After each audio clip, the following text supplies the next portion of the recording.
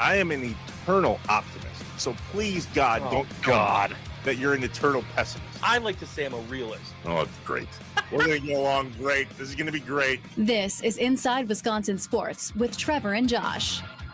Crowd is here, about to blow, waiting for me to start the show. Out the curtain, lights go up, I'm home. Whoa! Along with Cedric on the best free throw shoot. Clark in a straight check. Oh, he needs to do that. He threw it away. One, produce.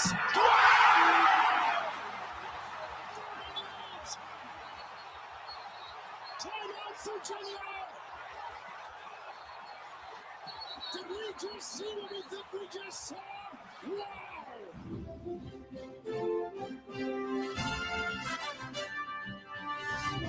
Oh, I'm so ready. I am so ready for the madness, baby. Good morning, Wisconsin. Welcome into Inside Wisconsin Sports with Trevor and Josh. Trevor out. One day more with me, the franchise, Tim Allen. How are we doing, Timmy? Morning. I'm ready for the tournament. Two reasons. One would be the Badgers. Yep. And then the other would be my numbers. So I just got my numbers last night. I have 8-3 throughout the tournament. So any game that ends in 8-3, it'd be like a 68-63. Okay. That's not bad. 58-53, 73-58. Any 3 8s, and I'm rolling in money. And I'm super excited to talk about this and more because we're going to get into some of the March Madness traditions, what people do. That we're going to talk about that in I Have Questions today. We got a jam-packed show. We really do. And of course we do because it's the week for it. This is it. This is the biggest week. First and foremost, happy St. Patty's Day to everyone listening out there on the Wisconsin Sports Radio Network. Hope to see some of you guys later today at Moe's, where Sparky and the Wisconsin Sports Daily Show will be served up. That'll be great. And I want to know out there. I want to know, what are people doing for St. Patrick's Day? Where are you going? How you partying? Did you take off today? Are you just going to stop home for one? What is your plan? Are you going out at all? No, not at all. Yeah, never really looked at this as, and I get it. I totally get it. Been, obviously in radio a million years, and it is a big deal for some people. This is their thing. This is their day drinking day, and day drinking is really methodic for me. You really I have to plan on that. The problem some people have with day drinking, you start out at lunchtime. And then it becomes about 6:30 at night, and you're, I'm done. Yeah, The lasting power isn't there. But my son is half Irish.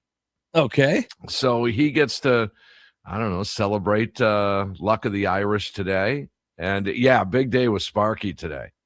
Well, I mean, that's one of the nice things, though, I feel like about St. Patrick's Day is you don't have to necessarily be Irish to celebrate, especially in Wisconsin. In Wisconsin, it's like, hey, here's another day. Yeah, another reason. That's what we're looking for, reasons. Yeah. To have these get-togethers. And you can take that however you want. I'll take it as another reason to celebrate. And anytime we can celebrate is a good reason for me. All right, we start every show here on Inside Wisconsin Sports playing catch-up, so let's do that. Packers. So I saw this from on Ken Ingalls, the Packers capologist, self-proclaimed on X, Twitter, that said, and I guess it just flew under the radar, that Franklin agreed to a new deal with the Packers after he got traded. Mm-hmm. I don't know if you were aware of that, Tim, but I wasn't. Okay, yeah, neither was I. He's getting a $2 million raise for his services in 2026 and $3.75 million guaranteed, while keeping his 2027 cash the same. Ken says this is not a cap-saving move for the Packers. 2026 just becomes $125,000 more costly. No void years, just more money, which has people scratching their heads going, no, for a guy that hasn't played for you yet, you're just giving him more money for no reason? Like, what's the reason here? Well, he is a tackler. And I think this is one of the changes for Green Bay this season that is flying under the radar a little bit. I mean, you see some other signings that are getting a little splashier headline, and this one, Zaire Franklin. You look at his numbers in 24 and 23. I mean, this guy is a tackler, and I think one of the things that I hear from Packer fans throughout the last few years is you can't stop the run. You can't stop the run. This is going to minimize that big damage from a running back a little bit. It's going to hold those rushing numbers down. I think this is the best move they've made. Yeah, I don't necessarily disagree with that. I do look at the fact that they gave him more money without playing as kind of a head scratcher, but maybe that's just the motivation. Maybe they're just, they're saying, "Hey, Franklin, we're going to need you to be a big part of this. We're gonna pay you to be that." And they gave him a little bump. It just seemed strange. It wasn't like it was a, hey, you earned this based on how you played for us last year or something else. I don't really know. Hargrave gets the attention, and then Franklin, he gets the mop-up duty in terms of attention. I think Packer fans are going to love the Franklin deal. I hope so. I'll tell you what I loved. I loved what happened at spring training for the Brewers yesterday. Brewers. So the Brewers crush the Dodgers 24-9. I mean, crush them. But it wasn't like they went up big to begin, right? They were down, 7-0? 7-0 at one point, and they start crawling back. One of those being a Brandon Lockridge home run, which this just in. You'll hear that in the most electrifying sound of the day. But we talk about this was so funny when I saw this, because we literally talked yesterday about, I understand spring training, you don't really want to take too much in on the scores and the win and loss columns, but man, they almost got blanked or shut out, and you're perfect gamed the day before against the Giants, and it had us a little worried, going, "Oh, okay, all right, what's going on here?" And then boom, they come out and they put up 24 runs against the Dodgers. Just love it. Just love that. Yeah, you're right. On Sunday, they were 1 out away from having a perfect game tossed against them. Then they spoil that with a walk. Then they spoil the no hitter with a double. They spoil the shutout with that double scoring a run, and so you feel just a little bit better about that on Sunday, a little bit. And I care about Cactus League stuff. I always have. But then yesterday, you're right, you're down 7-0. Chad Patrick, a couple of home runs given up. That's a little bit of a concern. We talked to Jack Stern from Brewer Fanatic last night on Hot Stove Weekly. He wasn't concerned. He's not concerned at all about the starting pitchers getting beat on a little bit here as of late in Arizona. But then they start putting up some runs. And keep in mind, those 24 runs, all done without arguably your three best hitters away at WBC, and that's Terang, Contreras, and Churio. Yeah, which the World Baseball Classic, that's what's up next. It was electric. Venezuela moving on after beating Italy 4-2. I don't know. I was kind of pulling for Italy.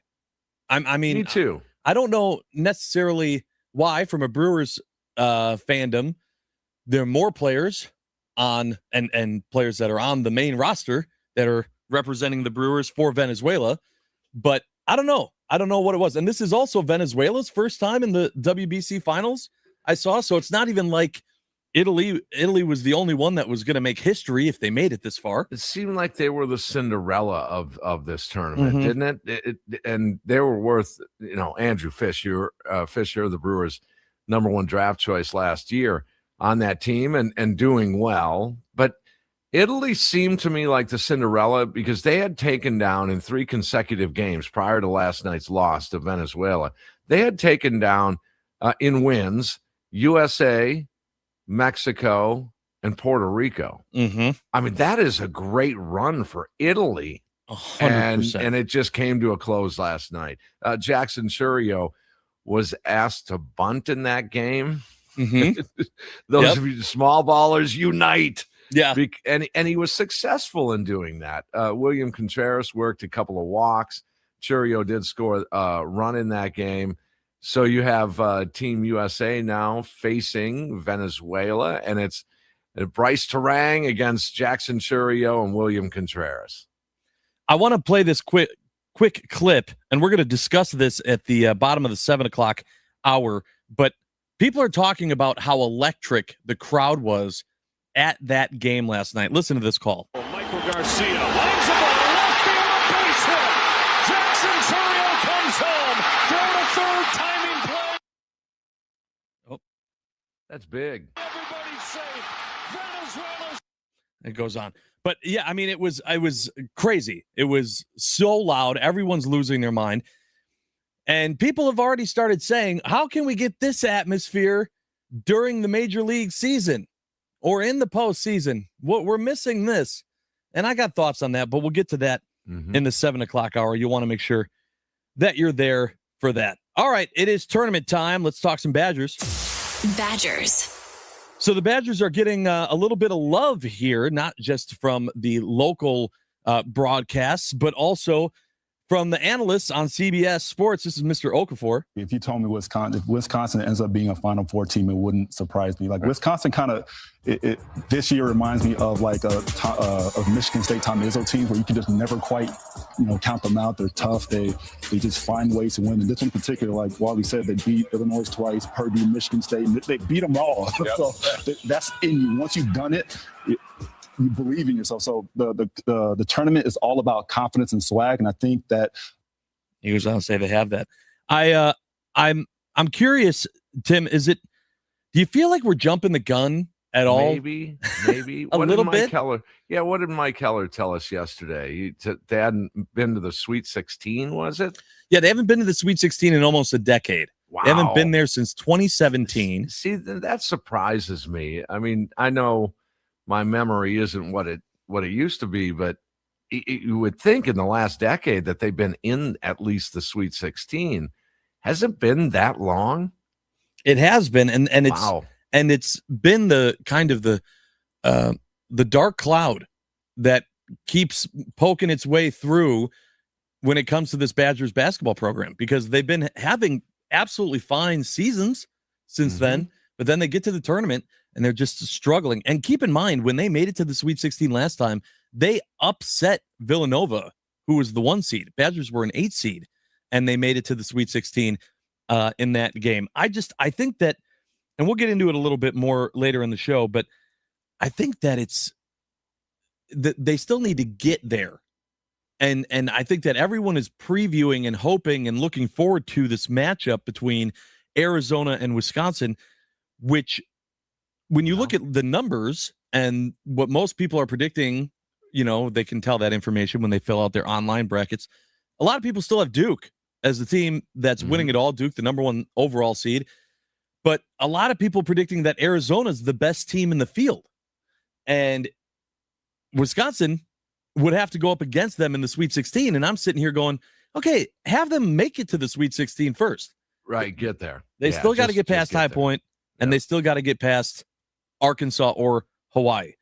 That's right. You would assume Arkansas, but we'll see. You never know. High Point and then Arkansas, and then we'll see what happens. I mean, it's just going to be it's just interesting. So it's a little interesting to me that for a team that hasn't made the Sweet 16 in almost a decade, everyone, even on a national level, is already talking about that Sweet 16 matchup. And I'm going, okay, I'm surprised that we're just already there. But I guess that's the realist in me. All right, time for the Bucks. Blah. The Bucks didn't play, but they play tonight at home, 7 p.m. against the Cavaliers. The Cavaliers, obviously a very, very good team. I'm still very confused on what I'm hoping for here. I just know that it's a Bucks home game, and they're going to play, and we'll see what happens next. Yeah, no, like I said yesterday, just it's time now to just reset yourself and go enjoy your favorite basketball team, and without having these lofty expectations. Just go and tickets right now are, man, very affordable. Head down to the Fiserv Forum and see your Milwaukee Bucks. Why not? It's an NBA game. It's your favorite team. You can grab some beers and a hot dog or some popcorn or whatever, nachos I would recommend. But and go from there. Just enjoy basketball because, well, I would you rather have your heart cut out and not get in the playoffs on a buzzer beater or something like that, or would you now digest it? And we're all coming to terms with the Bucks right now, and now lower those expectations and just not that that's a great thing to do, but that's as you said, the realistic thing to do is to just understand it and just go and enjoy an NBA basketball game downtown Milwaukee. That's essentially all that you can do. Yeah. Unless you're Trevor Thomas. Anything else? Anything else? Yeah. So I don't know if you saw this, Tim, on social media, but when we were all preparing for terrible weather in Green Bay, they were already getting it. And Trevor went and posted a photo of him, the beautiful skies, and Tennessee, enjoying his trip because he got up before the bad weather. And karma bit him in the butt. He posted this video yesterday. This karma. Turns out it snows in the mountains too. Happy Monday.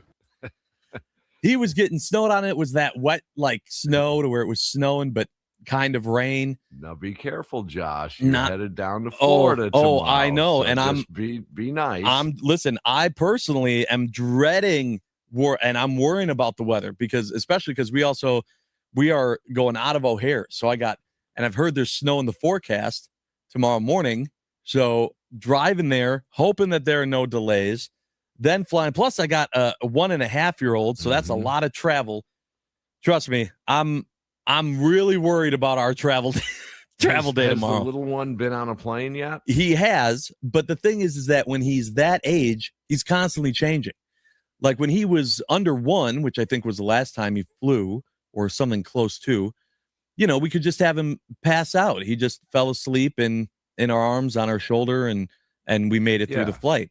Yeah. Now he's in full toddler mode.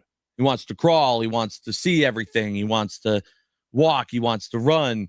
And so it's going to be, we're going to playing the game that my wife and I call pass the baby, where it's we just pass the baby back and forth. Okay, he's done with me. Now it's your turn. He's done with you. Now it's my turn. Yeah, whatever it takes. We had a buddy for many, many years. For whatever reason, we could be at the gate and there'd be a crying kid, a couple of rows over waiting for the flight. And we would bet large sums of money that kid would be right next to our dude. Yeah. And it happened just about every other flight for about a decade or so. It was like, how is this possible that you always get stuck with that kid? The grandkids just recently had gone on a trip, and there's the little ones. They had 2 criers for of the 3. 2 of them were criers like half the flight. And Dad comes back and says, yeah, we were that family. We were that family. We, to this point, and I will knock on all the wood, we have not been that family. Good for you. We have found ways. But like I said, when they're that age, every time's a new adventure. I mean, they're changing so much from 6 months to a year and 6 months. It's a completely different person. So, yeah, but we are going to our happy place. And that sparked a conversation between you and I, Tim, on our happy places. And we want to know out there for you guys in the 8 o'clock hour, we're going to discuss what is your happy place? What is your go-to happy place? It doesn't have to necessarily, it could be in the state of Wisconsin, but what is your place that you go to work every day and you're doing it because you're going, I'm working so I can go here. I'm working so I can go here. I'm making that money so that I can go here. That's what we want to know. What is that place for you? Yeah, it could be the yearly trip up to Iola's car show or whatever. Yeah. It could be the cabin up north. It could be Minocqua or Tomahawk or you look for. That's your place. You go fishing. You can chill out. drink a bunch of beer or eat crappy or cook out or whatever. Or it could be to Vegas, could be the Caribbean, could be, a yearly trip.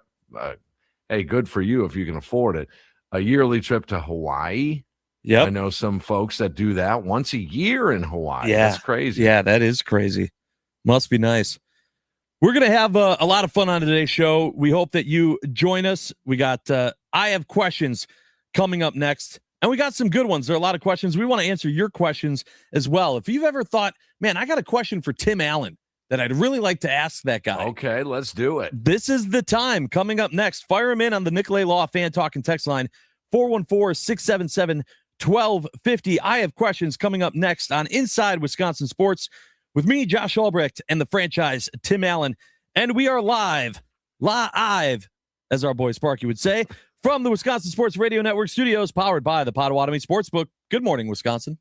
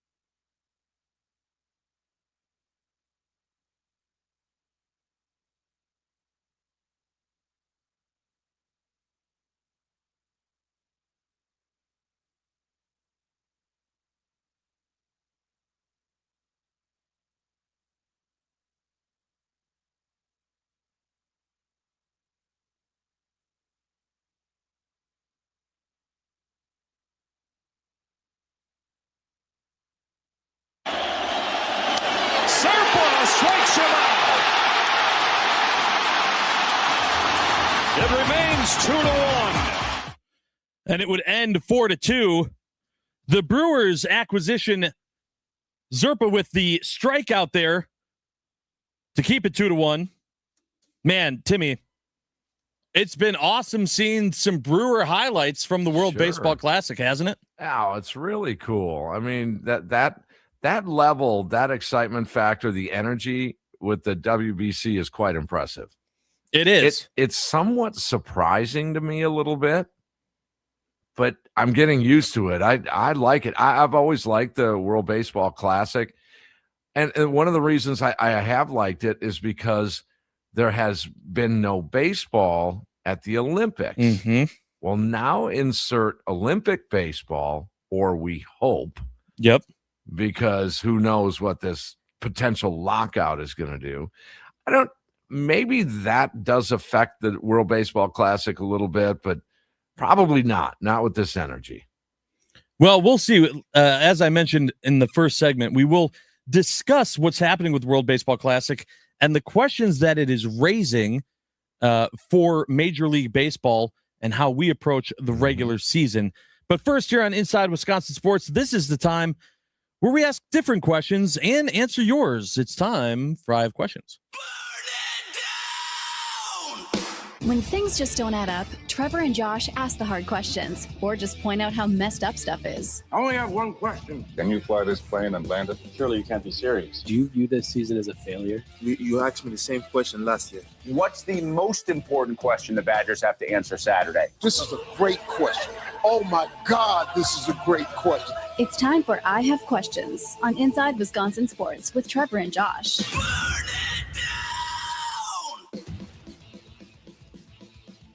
The Nicolay Law Fan Talking Text Line, 414-677-1250. Fire your questions in there. We will answer them to the best of our ability. And if you don't have questions, we have questions for you. It is St. Patrick's Day, so I wanted to start by finding out, what are people doing? Do people, I mean, I understand that, it's funny. I was talking to a few people yesterday, Tim, that are Irish, and they were like, no, we don't go out to the bars on St. Patrick's Day. And I was like, but it's like your day. Isn't it like more than any other? That would be the time. And they were almost like, no, that's just where people go and get hammered. And that's not. And I'm like, what's wrong with that? Okay. All right, fine. Well, then stay home. I don't know. But it made me think, like, okay, what do people do for St. Patrick's Day? Is there a favorite bar that you go to? Do you stay home and make homemade corned beef? What's your, what is it that people do? Green shirts? Do you? Yeah. What do you do? I've worked many St. Patrick's days. Yeah. And this gives me a reason to tell my once-a-year joke on the radio. Okay. All right. And I've done this for some almost 39 years, 38 years. Here we go. You ready for this one? Yep. This is just so corny. Okay. All right. Why do Irish people stop eating beans at 239? I don't know. Why? Because if they ate one more, it would be too farty. Oh, God. That's an annual joke for you, Tim? I only do this once a year. On this day, yes. Well, how lucky are all of us to have been able to be here for it? Stevie knows this. I've been doing this for many years. Sparky knows it. That's fantastic. I'm interested to see, Tim, what people are doing. I will tell you, I'm gonna be stopping by my friends over at Natty Oaks and getting a Reuben probably before going and saying hi to Sparky over there at Moe's, where he'll be doing his show from 2 to 5 in Moe's Irish Pub in Tosa. I mean, listen, the places are going to be packed.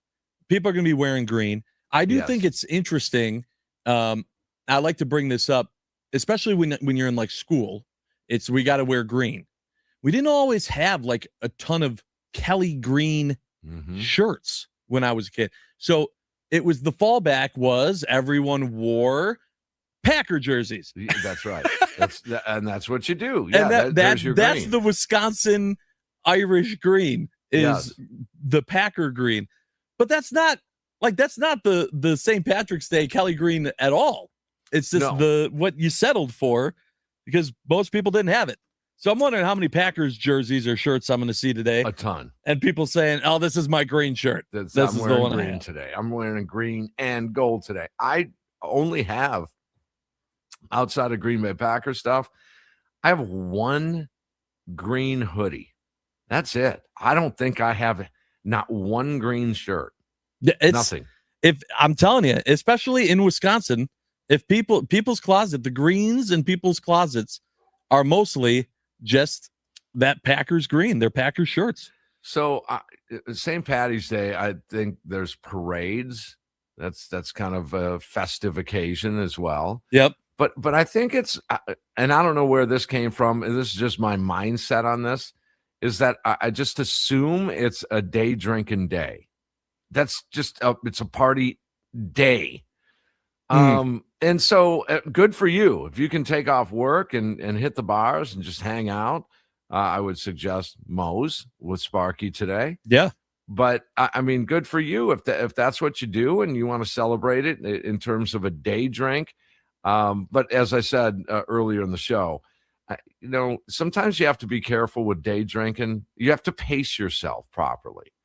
Because if you're going to stay out all day, then it's going to roll into, dinner time. Then you're going to grab some bar food. Hey, can you throw in a pizza? Can you throw me on a burger? That's cool. And then it gets to the point where, I mean, the veterans will get to about, 7:30 or so. And you're like, I better get going home. Yeah. Here. It's almost time. The wife's going to kill me here. And then, hey, Johnny, do one more shot. Come on. And so now you're thinking, well, it's by this time it's like 9 o'clock. Now you got to just slide all in and just say, screw it. But I'm staying Timmy, let me tell you what you just described to me. Opening day. That too. Yes, Is St. Patrick's Day not the precursor to opening day? It could be. Yes. It's the day drinking preview of what to expect next week, Thursday. Just some people love partying throughout the day drinking. To me, it just seems like I'm not. I have to be with a group that's all doing it. Sure. Josh, you can't have, a group of 6 or 7, and then 2 of them. I just had a lemonade, so I'm just going to hang out here. 100%. No, you have to be in the culture because now you feel like you're being judged. You're being scrutinized. Don't you think you've had too much to no, stop it. We're all in this together. Yeah. If you're going to do it right. You know what you signed up for. Yes. No, I agree. Well, and that group of friends is also good for the second question I had, which was, all right, March Madness, we got our first 4 game tonight. The tournament of officially, I guess, starts tonight. In theory, yes. Yeah, the tournament actually starts tonight. But this does not affect your bracket at all in your selections, correct? No, because the teams that play tonight, you don't have to lock in your bracket. Okay. Good. So if you're picking one of these teams to advance further than the game they're playing tonight, you can still wait until the games are over in the first 4, which is why a lot of people say if that's the case, then these games don't count. They're not part of the tournament. That's right. That being said, it had me thinking, all right, let's talk about March Madness traditions. What are your March Madness traditions? We want to know out there. Let us know. Nicolay Law Fan talking text line 414-677-1250. I got friends that have plenty of traditions. I have my own. A lot of people I know go to your happy place, Timmy. They go to Vegas. They go to Vegas for the tournament. You bet. I know a lot of guys that do that every other year. I think they're on this pace. It's and they love it. Man, they're at the sports book and they're just a stack of tickets in their hand, and they'll head over to the deli. Most of the sports books in Vegas have an adjacent deli right there. They'll eat 2 meals. They'll be there all day long on Thursday and Friday, especially opening day on Thursday. Yes. That's the biggie. That's and the they biggie. make sure they get in early on Thursday and they hit the ground running, and they'll just flop their suitcases in their rooms, and they'll head right down to the sports book, and it's go time in the morning. And that, I don't know. And again, this falls into that pocket of, an all-day party. Do you have the staying power? But they do. That's their tradition. And I also know there's a really good friend of mine that he goes to a Milwaukee bar, and I won't name the name, but he goes there every single year for decades. And they meet up, and it's a little corner place, and they just absolutely enjoy the entire day on Thursday. Yeah, as you should. So I've had a tradition, Tim, for, gosh, I don't know how many years. So before I was even in the business, actually, so my oldest, Jordy, who is now almost 10, before he was 1, I took off of work when I was working at a bank at the time, and I told my wife, I said, hey, I'm just sitting at home and watching basketball today. And she said, okay, well, then we're not paying for daycare. And I went, oh, I didn't think that one through. And so I was responsible for the baby, and he was, I don't know, 6 months old. And I had a few friends over, and so we're trying to watch the games, but I'm nervous about him. And I just kind of prop him up in a recliner. And I'm like, okay, you just stay there. And meanwhile, all my friends, I had like 4 over, they were all squished on a couch because the big recliner, was being used for the baby. And I was like, this is goofy. And I took a photo of it. And that sparked this tradition that we've done now for the last 10 years. Nice. Of where we would have people over for a March Madness party on the first day. And every year we take a photo of everyone squished on the couches and Jordy, my oldest, alone in the recliner. And so you see him grow up in the recliner as everyone else is watching. It's become our big tradition. Then we had our baby, Jack, who's now here. And people went, oh, what's going to happen with the photo? Is Jordy retired? Is now Jack going to be? And I went, no. This started as a Jordy thing. So now last year we started where Jordy holds Jack. He holds the baby. And I thought, now when they get older and they're in their 20s and 30s and they're sitting on each other's laps because Dad guilts them into continuing this tradition. Yes. We'll have some fun photos. But here's the big thing that happened with me. So we have Jordy's spring break, and we do this trip in Orlando, and we're going to Disney World, and there's a Comic-Con happening, and my shirt nerd friends are there. It's a trip we look forward to every year. Well, this year it lines up with March Madness, and I went, oh my gosh, what are we going to do? Are we not going? And my wife was like, you want us to not go on our annual family trip because you want a photo of Jordy in a chair watching basketball. Give your buddies a key to the house, have them go on in, get a picture of them on the couch, and then an empty recliner. No. See, but it's mostly about Jordy. So I was like, all right, how can we do this on the fly in Orlando? Well, I ended up sharing it with, I've actually become friends with the owner of Roosevelt's, where I wear their goofy shirts every day.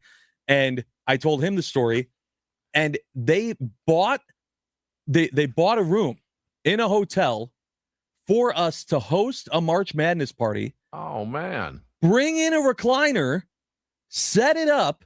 Get out of here, just so that we can watch basketball and get the photo and keep the tradition alive. That's sweet. How cool is that? That's very cool. Even though the family, for the majority of the time, they will all be in Disney World, I'm going to be sitting in a recliner, eating some pizza, having a few beverages, and watching basketball on that Thursday, because I don't know anywhere else in the world you'd rather be than in front of a TV on this Thursday. Yeah, and I tell you, if you're not into college basketball, I would suggest doing a bracket pool. You'd have investment in it, or getting a numbers pool, or head to Potawatomi Sportsbook and lay some wagers on some of these games. Believe me, you'll get to know college basketball. Yeah, you'll get to know it really quick. Trust me, you will. By the way, Josh, Jordy, Jack, Julie, and your wife's name Julie. Obviously, the J's are by design. Yep. Yeah. Okay. All right. Listeners, get ready to throw up, because I come from a T family. Oh boy. And there's 6 kids. 6 T's? Terry, Tony, Tim, Trisha, Tammy, Tanya.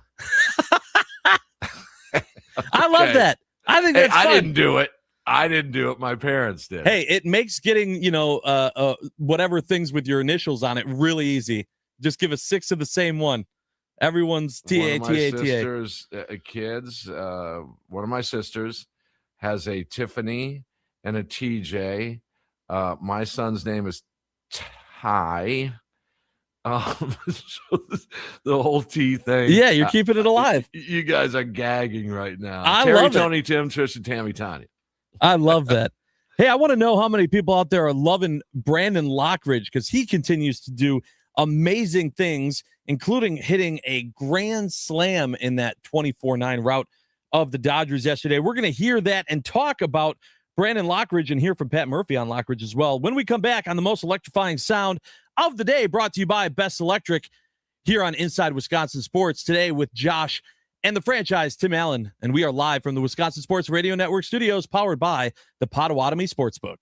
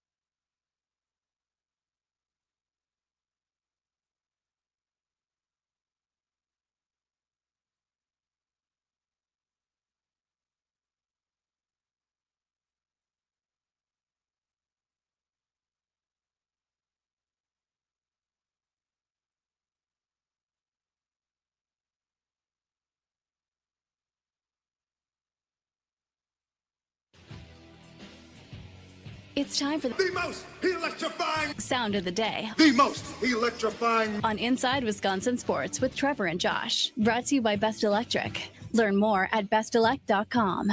Don't stress. Connect with the best. Brannan's pitch. That was swung on, hit well to center deep. This ball heading back to the wall, and it is gone. That is a grand slam for Brandon Lockridge.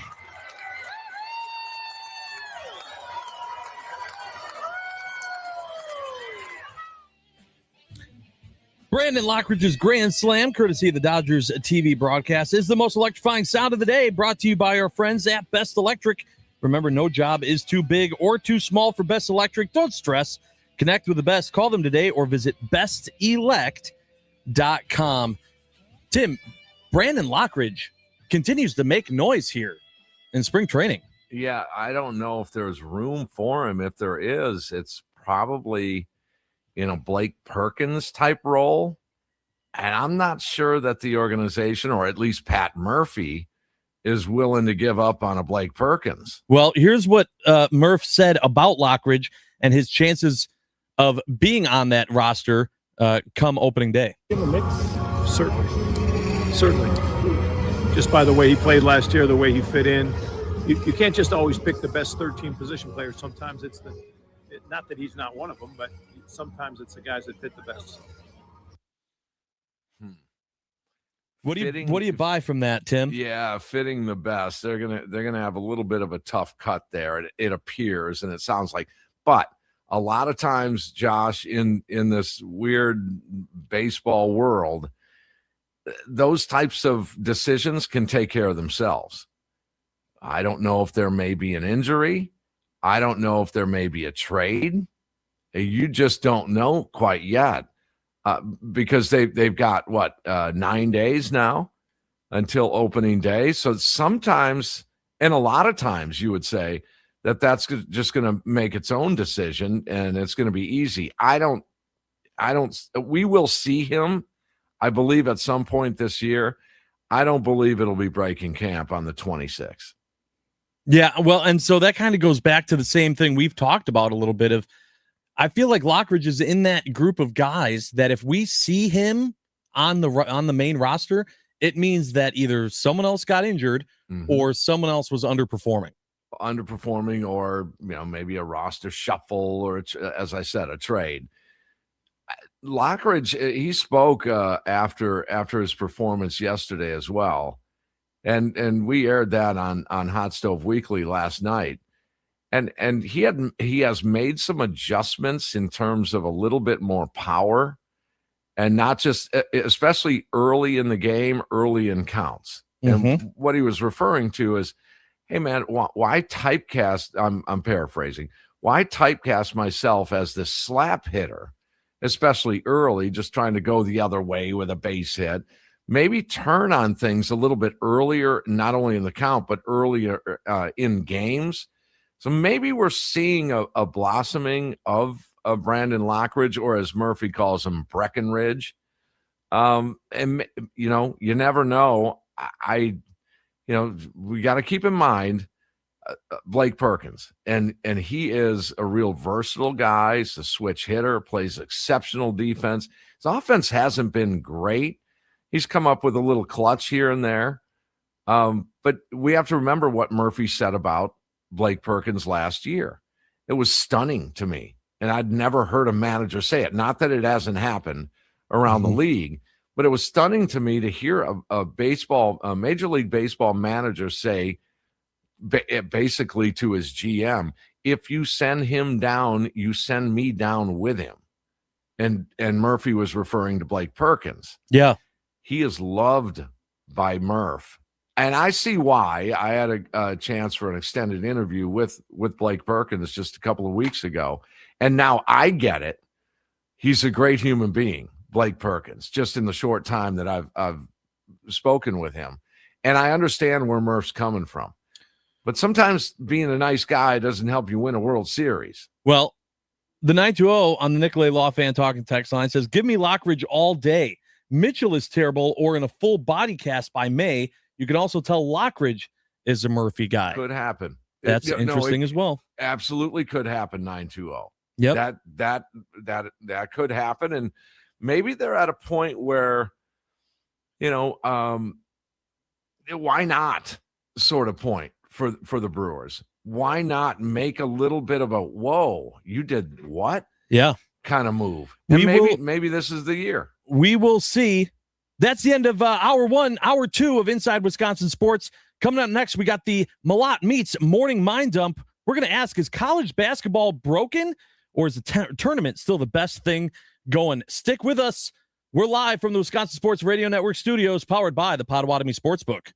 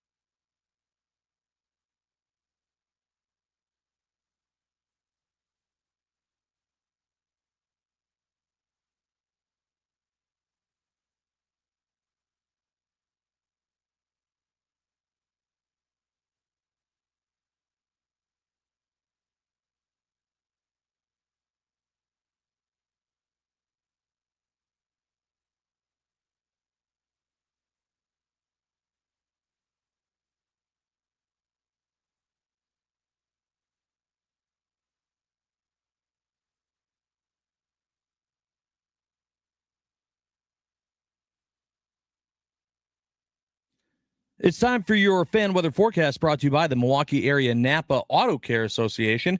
Partly cloudy conditions today with a high of 21 degrees. It's currently 9 degrees here in Milwaukee.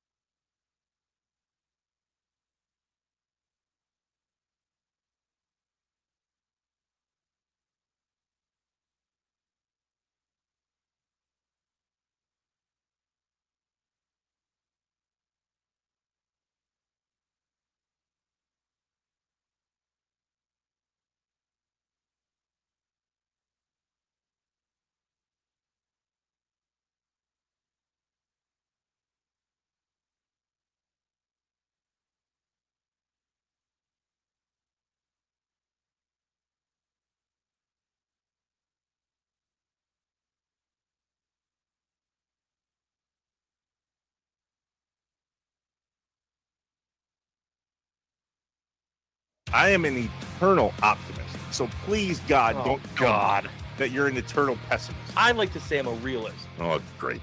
We're going to get along great. This is going to be great. This is Inside Wisconsin Sports with Trevor and Josh. Crowd is here, about to blow, waiting for me to start the show. Out the curtain, lights go up, I'm home. Whoa! Out there along the center for the best free throw shoot. Clark in a straight check. Olivia to do that. He threw it away. Young produce.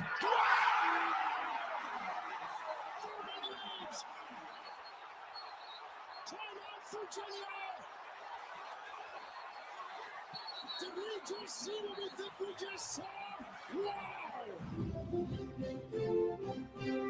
The great Kevin Harlan with one of the biggest comeback shots, that Furman over Virginia from a few years back. It's March Madness time, baby. The first four starts tonight. Thursday will be here before you know it. It's the best week of the year. Welcome in. Good morning. Happy St. Patrick's Day. You're listening to Inside Wisconsin Sports with Trevor and Josh. Trevor out. I'm Josh Albrecht. The franchise, Tim Allen, joining me again today. Thanks again for being here, Timmy. Sure. Good morning. The tournament, as much as I'm into college basketball, I'm probably more into the Badgers individually and then my numbers. And that's it. I mean, show me a Hofstra game or a good gosh. I mean, I just, quite frankly, I don't care. Well, see, the beautiful thing about it and what I love the chaos. I'm here for the madness. I would love to see my bracket destroyed because there's just pure chaos. A 15-2, a 14-3, the Cinderella runs, watching the mid majors go crazy. That's what I'm here for. I'm super excited about it. But there have been a lot of discussion, and I'm trying to figure out if this is just, Tim, something that happens every year and I haven't focused on it enough, or if there is actually something changing in regards to the tournament. And I thought, you know what? This is the perfect thing to discuss on the Morning Mind Dump. And before we get to the Morning Mind Dump, I want to let everyone know if there's anything else that you need to get out of your head or off your chest, do it now on the Nicolay Law Fan Talking text line, 414-677-1250. That's where you can do so. This is the time to do so. It is time for the Malott Meats Morning Mind Dump. I have voices in my head, they counsel me, they understand, they talk to me.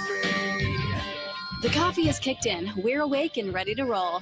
Let's get some things off our chest and out of our heads. You don't know what it's like to be me out here for you. It is an up at dawn, pride-swallowing siege that I will never fully tell you about, okay? I'm as mad as hell, and I'm not going to take this anymore. I'm in a glass case of emotion. What we've got here is failure to communicate. We got no food. We got no jobs. Our pets' heads are falling off. It's time for the Morning Mind Dump, presented by Malott Meats.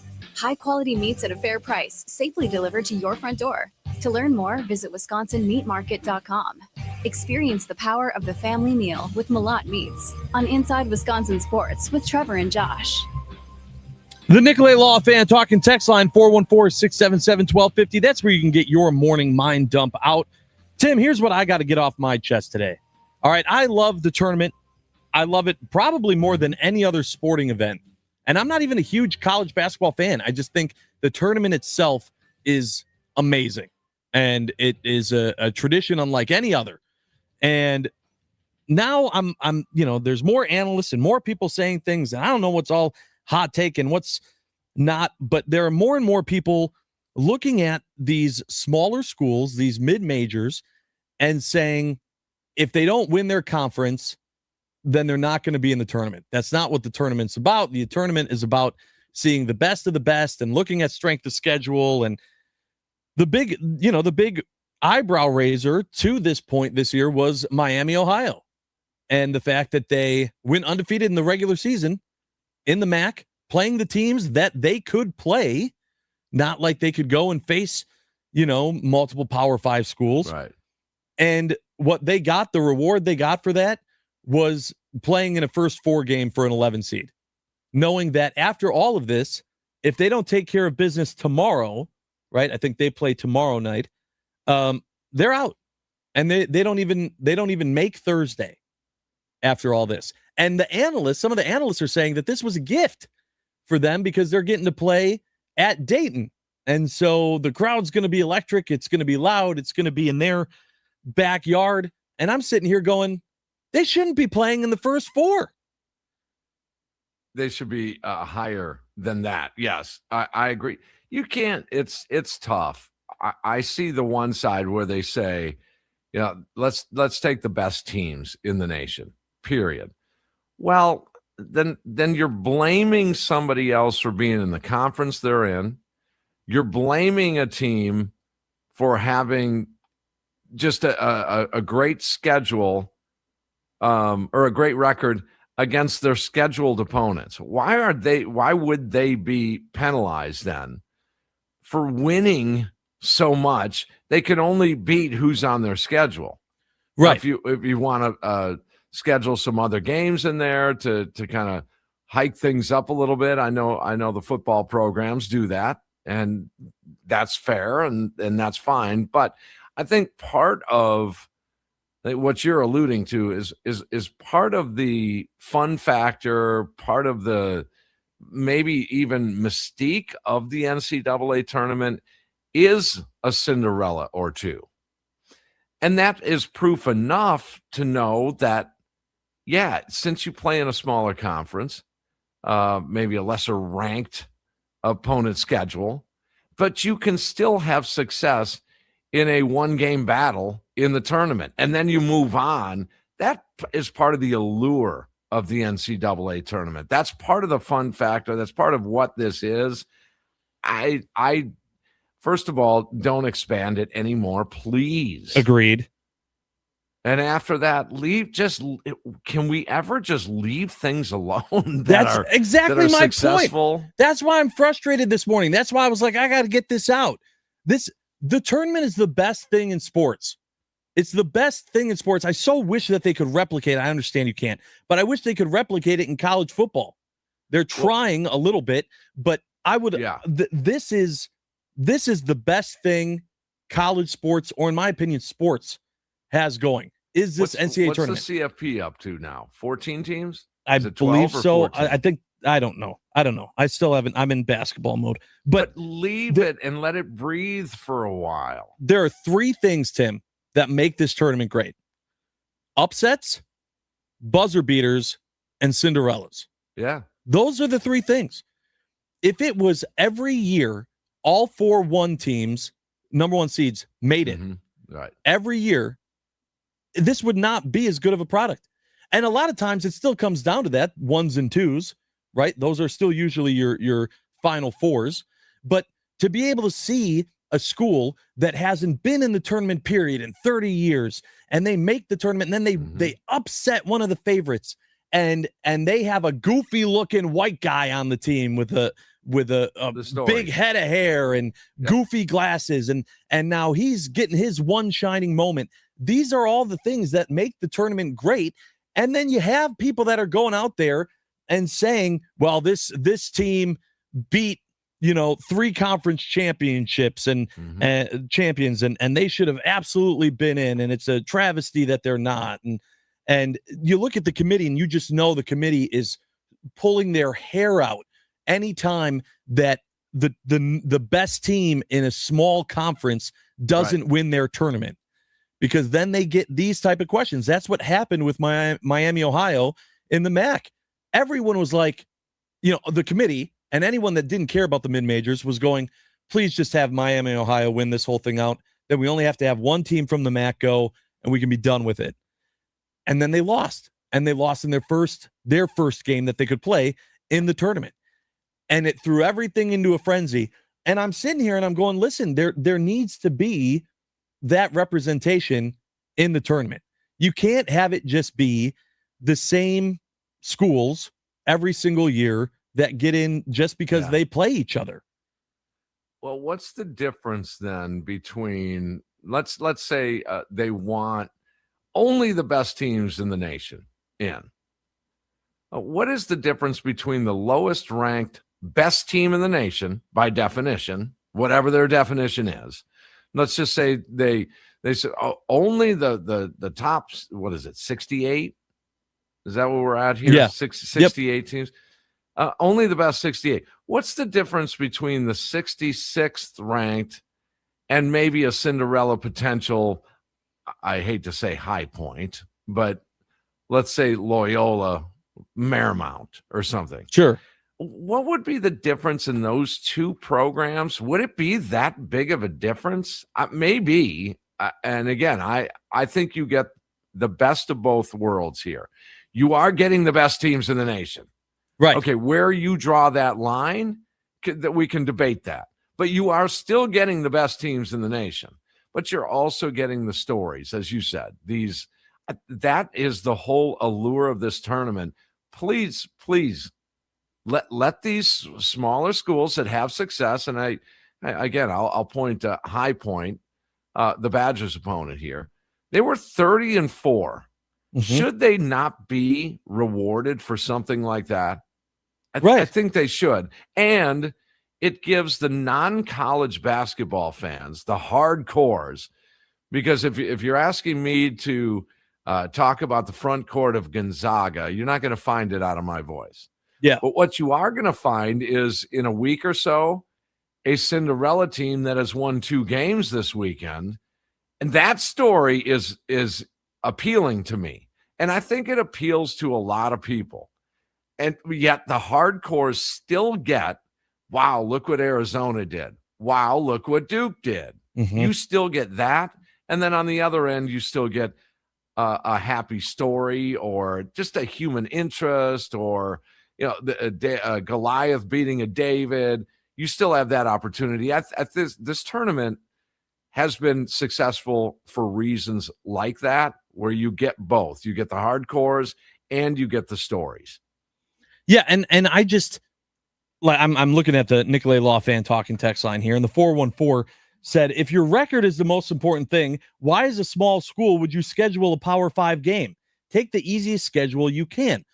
The smaller schools, they aren't the ones that are turning away Power 5 teams.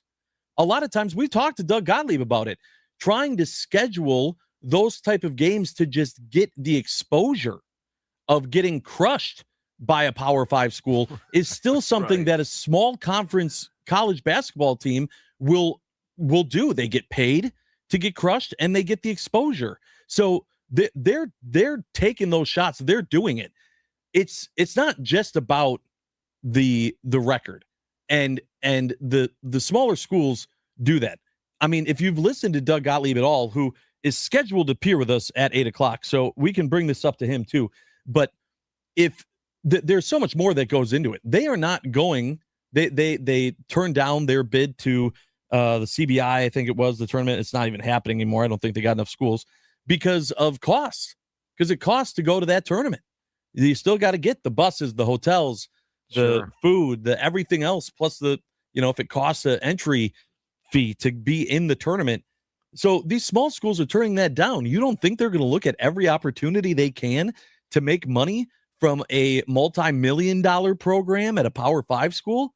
Hell no, of course they are. Yeah. No, it helps a small school too, in my opinion, in recruiting. That, you get a smaller school and say, yeah, they were in the tournament last year. They got to win. Or take, for example, in football, what was it? Northern Illinois beat Notre Dame. Was it a year or two ago? You don't think that didn't help recruiting at Northern Illinois University, a mid-major? Of course it did. These teams, to give them that opportunity, I think helps in that regard. And, again, those stories, I think, are what makes this tournament appealing to the non-hardcore basketball fans. I've never really been into college basketball, except when it came to Green Bay or University of Wisconsin-Milwaukee, or obviously the Badgers or Marquette.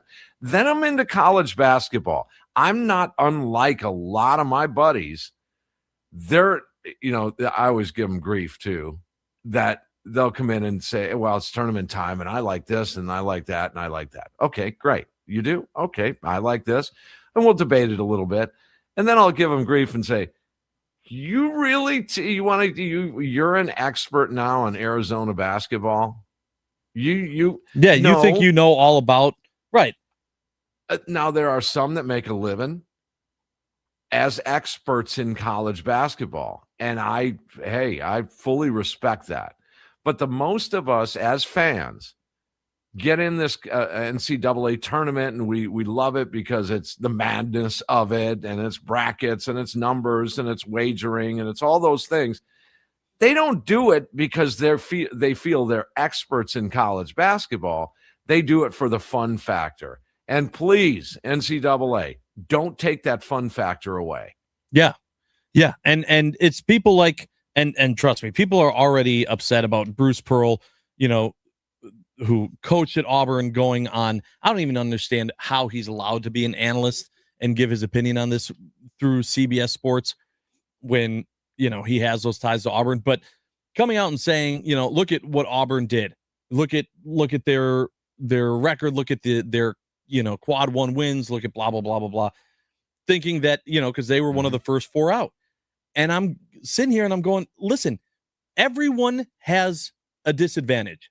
The smaller schools have a disadvantage because they need to either win their conference tournament. They're playing their whole season knowing it really just depends on what happens in a tournament as far as March Madness, or they have to do what Miami, Ohio did and run the table off the sheet. Yeah. And then have a hope and a prayer.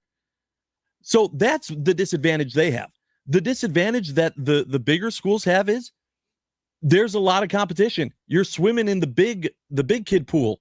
So if you aren't putting up these big numbers, then you're going to be on the bubble. You can't have, big losses. You have to have that. They're playing two different games, essentially. The Power 5 schools are playing against each other, and then the mid-majors and smaller are playing against each other, and they're trying to fill this bracket with it. But I'm telling you, the years when you look at the Sweet 16 and there's no Cinderella, and maybe there was a Cinderella through the first game, but then they lost in the second, and they don't make it to the Sweet 16, those tournaments are not as fun. People want to have that team, that school that they never even heard of before the tournament. They want to be able to go and say, hell yeah, look at that school. I hope they make a run. Yeah. I mean, if there's no Cinderellas, I will say this, though, that pure basketball, if there are no Cinderellas, say, in the Sweet 16, as you say, that pure basketball, just great basketball, I can appreciate that. I can. And there's a lure to that, too. Because within the sound of our voices, Josh, there is that other side that only wants that great basketball. I mean, people over the years have said to me, college basketball is a more pure essence of basketball. The I agree. NBA is run and gun, and it's just shoot threes, and there's No no defense. Yep. Yeah, all of these things. So there is that allure to it when you get to the Sweet 16. If there aren't any Cinderellas or the Sister Teresa or whoever it was down in Illinois. Sister Jean. Sister Jean. Okay. May God rest her soul. Yesterday, I called her Sister Mary Elephant. That's a Cheech and Chong reference. But I mean, those stories are amazing. But if not, I mean, I get the pure great basketball. It's a more of a team sport in college basketball. So if that doesn't happen, yet you're still getting the best in the nation, I'm good with that too. I'm good with that too. But don't count out what we all try to do in terms of sports interest as an entity, as an NCAA entity, meaning the tournament. They want to absorb fans. They want to get the casual fans in. If you're only going on pure basketball, I just don't think there's enough there to have it as successful if you're solely going for this pure great basketball and only, by our definition, the best teams in the nation. That's debatable too. And that might be a separate argument, is how you get to what is the best basketball team in the nation, or what are the best basketball teams in the nation. But even more though, Tim, my point is that you still see that. No double-digit seed has ever won the tournament, ever. Yeah, you see, Villanova is an 8th basketball. seed, won in 1985. They are the highest seed, and it was Villanova, and they were an 8th seed. They were the highest seed to ever win the tournament. Okay, the lowest seed. Well, yes, the highest, lowest. Yes. So the point is that if you want that good basketball, you're still getting it. You're just not getting as much of it on Thursday and Friday of the tournament. That's right. You're getting it the second the second weekend. Cream rises to the top. Let these smaller schools have some fun and maybe just get on a roll and maybe prove them wrong. That you counted us out. Man, we're a good basketball team. We can rank with these guys and get 2 or 3 wins. And now you know who we are. That's why it's also huge for the school. Yeah. Do you have any idea how many years after the UW-Milwaukee Panthers had their run in the tournament, however long ago that was, that people were still talking about UW-Milwaukee based off of that one run? People go, oh yeah, didn't they do something in the tournament 5 years ago, 7 years ago? Yes. Like that's the magic for these small schools. If they have that opportunity, don't take that away because some school is being all crybaby about being a Power 5 school and not making it into the tournament. Oh, the hardcores right now, the college basketball gurus right now are just hating us. Yeah. Well, good. Yeah, without a doubt. Don't change my tournament. I love it. There are some things that we need to take back, and I'm really excited for this because it is a Take Back Tuesday. This is what I call the sports confession. This is the one day a week when you get to come to the show and you go, hey, I had a take. It was a bad take. I got to take that back. I gotta bring that one, reel that one back in. That one's on me. But you can only ask for forgiveness one day a week, and that's on a Take Back Tuesday. And this is the first Take Back Tuesday that Tim Allen is participating in.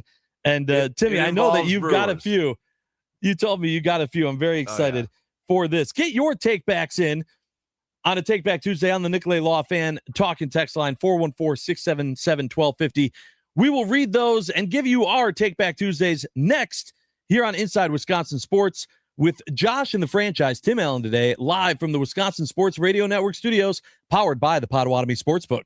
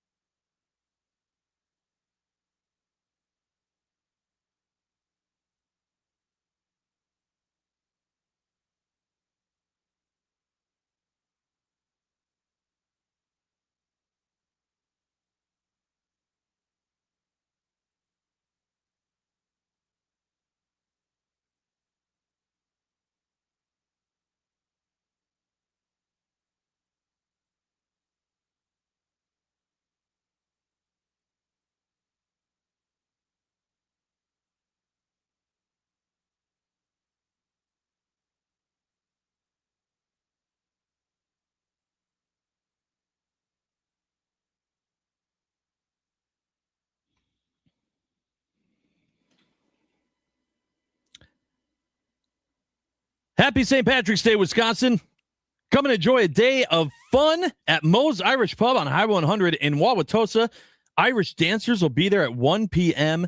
And Wisconsin Sports Daily with Steve Sparky Pfeiffer broadcasting live this afternoon from 2 to 5 p.m. on the Wisconsin Sports Radio Network. Hope to see you guys there. Happy St. Patrick's Day. Good morning. Happy Tuesday. From Inside Wisconsin Sports with Trevor and Josh. Trevor out, Josh Albrecht here. The franchise, Tim Allen, joining me as well. And I'm very, very excited to have all of you across the Wisconsin Sports Radio Network join us for the first Take Back Tuesday of Tim Allen's time here on the Wisconsin Sports Radio Network. So, Timmy, I explained this to you last night when we were going through our prep of what this is. And I just, again, mentioned it before we went to break of Take Back Tuesday. That's the day. That's the one day when you can, and it doesn't even have to be sports related. It's just, man, if you said something like we gave Doug Gottlieb a bunch of crap when we had one day that it was 60 degrees. And then he said, so that's it, right? The snow's done. And we went, you did not just say that. You did not just say that. And that was one that he had to take back as the snow was definitely not gone. So what take-backs do you have on a Take Back Tuesday? Well, I've been wrong on a lot of things. But I'm having fun along the way doing it. Yeah. And my backdrop is we're going to be as sports fans, if you're listening by virtue of listening to this show right here or this radio station, wherever you might be in Green Bay or Milwaukee or Waukesha or wherever, you have your opinions on sports. And a lot of times we're in a contest to be right. Mm-hmm. Everybody is challenged to be right. I told you, and they want affirmation that you were right. So, in other words, if you were saying, "Ooh, yeah, I think the Bears are a better football team than Green Bay this past season." Yeah. Oh, good for you. You got it. You may have they beat them 2 of 3. Okay, so not only can you be right, but you want affirmation that you're right. And when you're wrong, oh my gosh, the sky is falling now. Well, I thought you were. See, you said that, and that's the big one. You said, okay, so let's roll the clock back to the wild card playoff series between the New York Mets and your Milwaukee Brewers in late 2024. And what happened? Well, we all know what happened. Lonzo hits the home run. Devin Williams is pretty much done as a Brewer, and heartbreak at AmFam. Up to zip, heading into the 9th. This is a cinch. They're headed to the next round. They're going to the divisional series, and then heartbreak. Okay, in that series, leading up to that series, one Jesse Winker. Oh, there's a name. Yeah. Did some damage. So the year prior, I wanted Jesse Winker on the playoff roster. and I wanted him to get starts. I think I remember that. And then that did not turn out very well. No, did it? No, it did not. No, It's funny. The year later, then Jesse Winker does his thing against the Brewers. So am I justified in wanting to go with Jesse Winker the year before? Probably not. No. See, so that would be one you'd want to take back. I want to take that one back. Jesse Winker. Here's one that I had that I hate that I'm taking this back, but I brought it up a few times on the show of we've talked to multiple broadcasters and I think I've even asked you, but going into spring training, I kept saying, what's the biggest thing we're focusing on that we're looking for, that we're hoping for comes out of Brewers spring training? And the answers I kept getting were health, that everyone's healthy. And I was like, yeah, okay. That's not what I'm looking for. That's not what I want. I want to focus on, an unknown name or one of these prospects just being undeniable and making the roster. So something cool like that. Boy, do I take that back. And everyone that said health, I'm in there with you, because it just seems like we're going to start this season off just like we did last year, of needing to seriously battle this injury bug for a while, not just for a week, not just with one or two pitchers, with multiple people being injured to start the season. Yeah, no, that's a good one. Okay, and we always want to set up why we made those decisions we want back. Yeah, those opinions, right? So let me set it up. Keston Hiura. Oh boy. All I gotta say is, all right, I'm a big fan of Keston's, both on and off the field. I like the guy, but the reason I'm gonna take it back for sure. But the reason I went with it and called him the K Train, the K Train's a coming. Come on, baby. Yeah, you're all in. Just pull up his rookie year numbers and see. So now we want to justify why, or at least I do. Well, this is the reason why I was wrong. And it happens a lot. We all, I think that comes with age, maybe, and you're willing to admit not only faults, but you're willing to admit when you were wrong.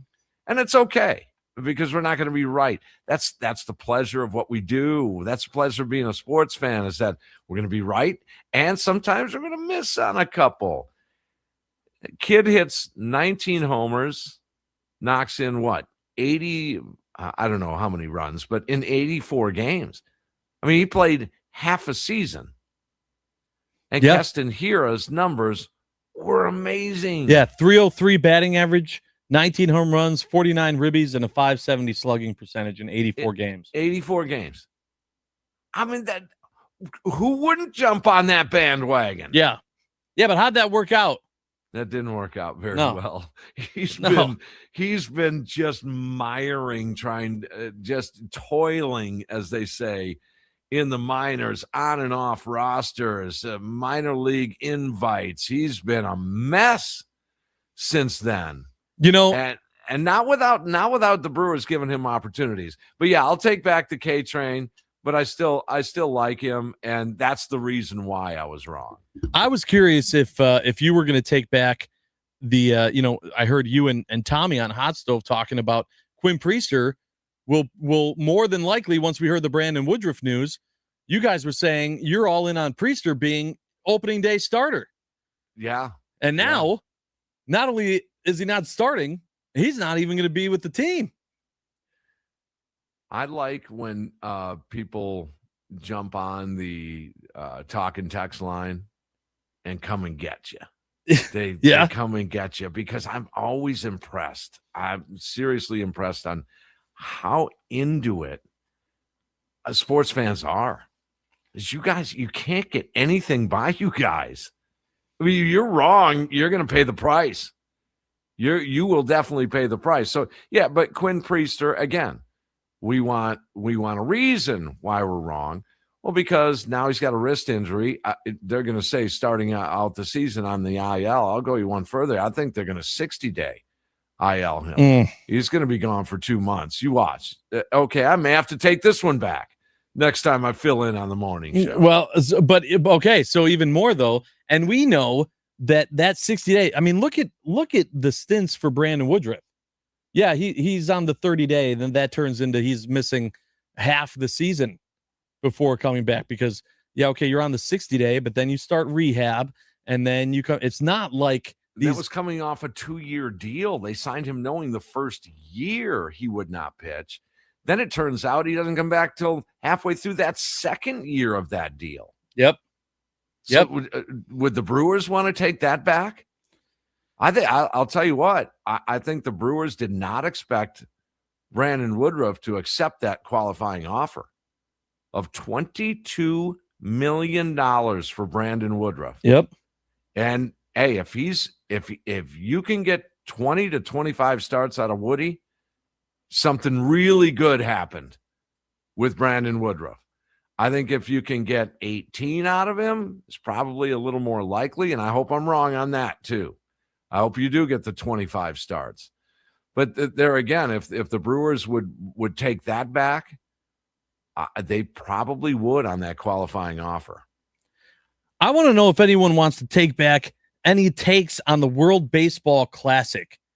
A lot of people, we just got off the high of the Olympics. A lot of people looking at the World Baseball Classic going, all right, yeah. So they're doing this thing. It's not the Olympics. It's whatever. Cool. We got the spring. We're focusing on spring training. We can't wait for opening day to be here.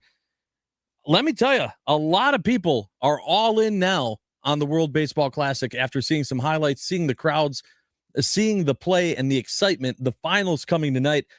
But coming up next, we're going to talk about the World Baseball Classic because people are questioning Major League Baseball and the decisions they make and the way that people look, view, and attend those games in comparison to the World Baseball Classic. We got that coming up next here on Inside Wisconsin Sports with today, Josh and the franchise, Tim Allen. And we are live from the Wisconsin Sports Radio Network studios, powered by the Potawatomi Sportsbook. Oh,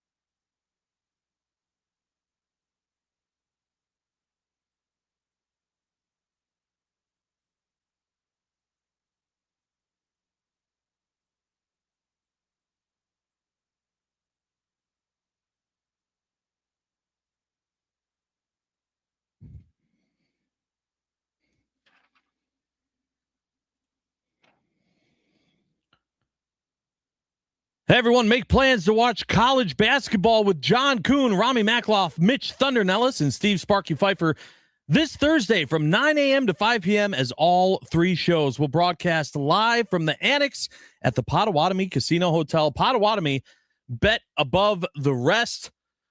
Welcome in, everyone, to Inside Wisconsin Sports with Trevor and Josh. I'm Josh Albrecht. Trevor Thomas out.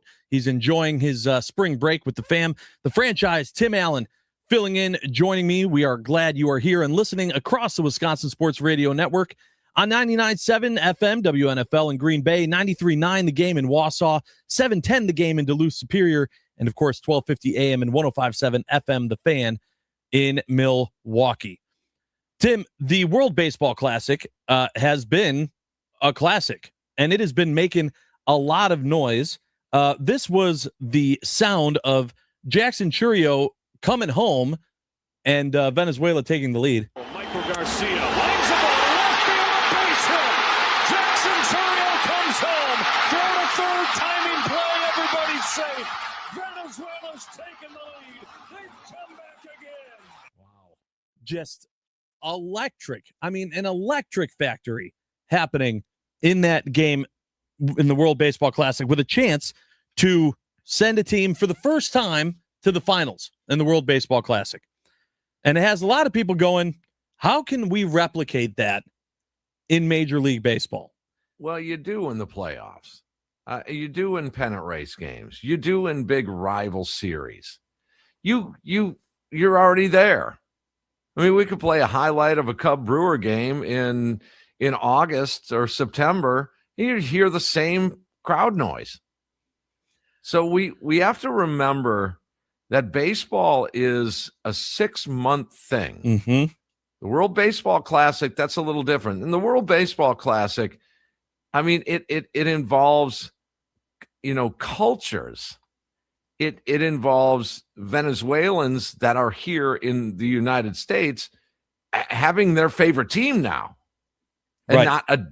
not their adopted favorite team or player. There's a difference there. And we have to keep that in mind. You're not going to get that energy at Great American Ballpark when the Brewers are down there in June for a Tuesday night game. Right. In Cincinnati. It's just not, guys, we have to go apples to apples here. We can't just say every night of baseball, all we can't match that energy level. They're not the same. And also that can't be the expectation.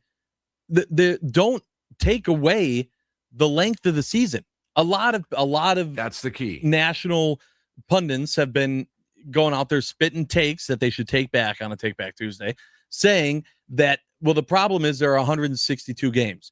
Yeah, those games are important. You appreciate the good weather when you live in bad weather. You appreciate making it to the postseason and that postseason atmosphere when you sit through a regular season. You enjoy the regular season for what it is, but don't make that part not matter at all just because you want to get to the end. Imagine if they did the World Baseball Classic every year. No, that's the whole point, right? Is that it's not every year. It's every couple of years. You have to let the hype build. It's the same thing with Major League Baseball. So and you said this earlier about March Madness of, can we not just leave something alone? Leave it be. And let it be. People are saying, I mean, I saw takes of, well, they're letting them bring instruments into the park and they're doing all these things. And it's different than, a fan on it, like you pointed out, at a game in Cincinnati on a Tuesday night. And it's quiet. There's no electricity in the air. It doesn't matter if you had instruments in the crowd. Essentially what this seemed to me was people were looking at soccer. They were looking at and they were going, the World Baseball Classic is an international spectacle. Comparing it to soccer, where you get that type of atmosphere at every game and going, why can't we do that for baseball? It's not the same. It's not the same. The American fans watching the game aren't going to be reacting the same. You're not going to have people going on a Tuesday night or a Wednesday day game, packing the house with their vuvuzelas, going nuts, jumping the entire time. It's just not going to happen. No. Joey Ortiz said it the other day, comparing, the World Baseball Classic atmosphere to what has happened in a Brewers uniform. He compared it to the Cub-Brewer playoff series, the divisional series. Okay, good comparison, because as I started out with saying, you'll match that energy level in the playoffs and in pennant race games and in big rival games. It's the fabric that is a little different. The only way you're going to match that energy level is play about 42 games a season in Major League Baseball. And that would be awful. That's not what baseball is. Baseball is a little different than this once a week Packer 49er game where, hey, man, you only get 17 of these things. And that's it. This is big. This is a big thing. That's like 1/8 of a baseball season. Yeah, you can't do it. It's different.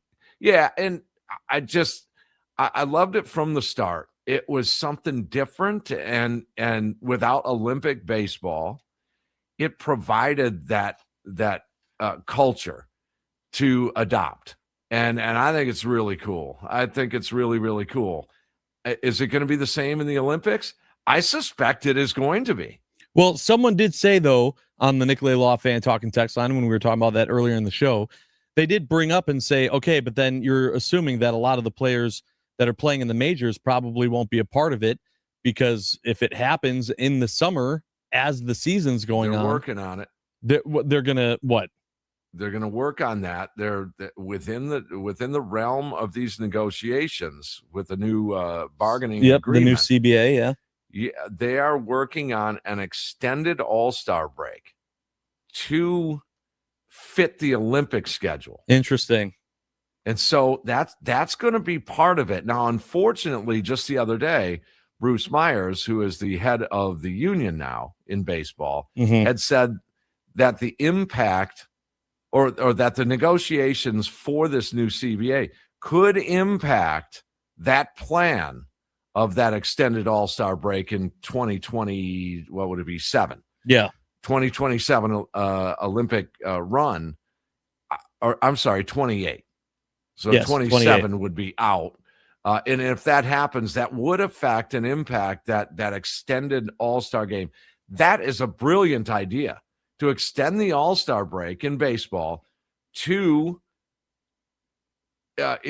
involve the Olympics. Now, there are other things involved there. Yeah. Baseball players are used to a certain travel accommodation. First class, got to have hotel rooms. What's going to happen in LA for the Olympics when all these Olympians want the same thing? There are some things to work out with that. But in terms of the WBC compared to a normal Major League Baseball season, I don't think there is a comparison. We will see. Time will tell. For now, it's March Madness time. Scheduled to appear, Doug Gottlieb joining the show coming up next in the 8 o'clock hour. This is Inside Wisconsin Sports with Josh and the franchise, Tim Allen, today.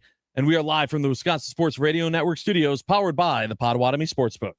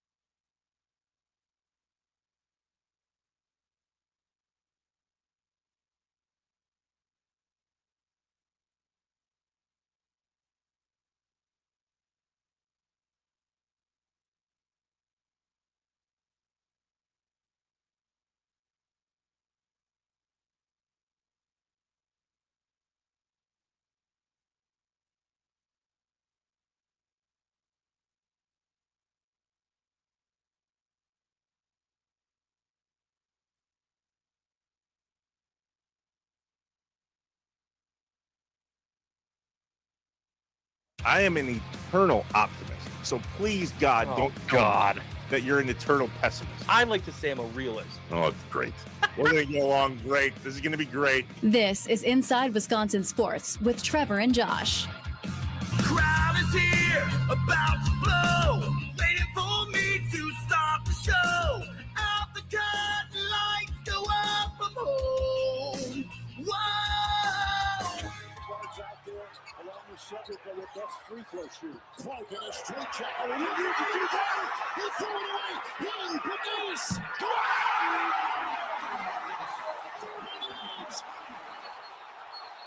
Timeout, Virginia. Did we just see what we think we just saw? Wow! Wow, indeed. It's madness time, baby.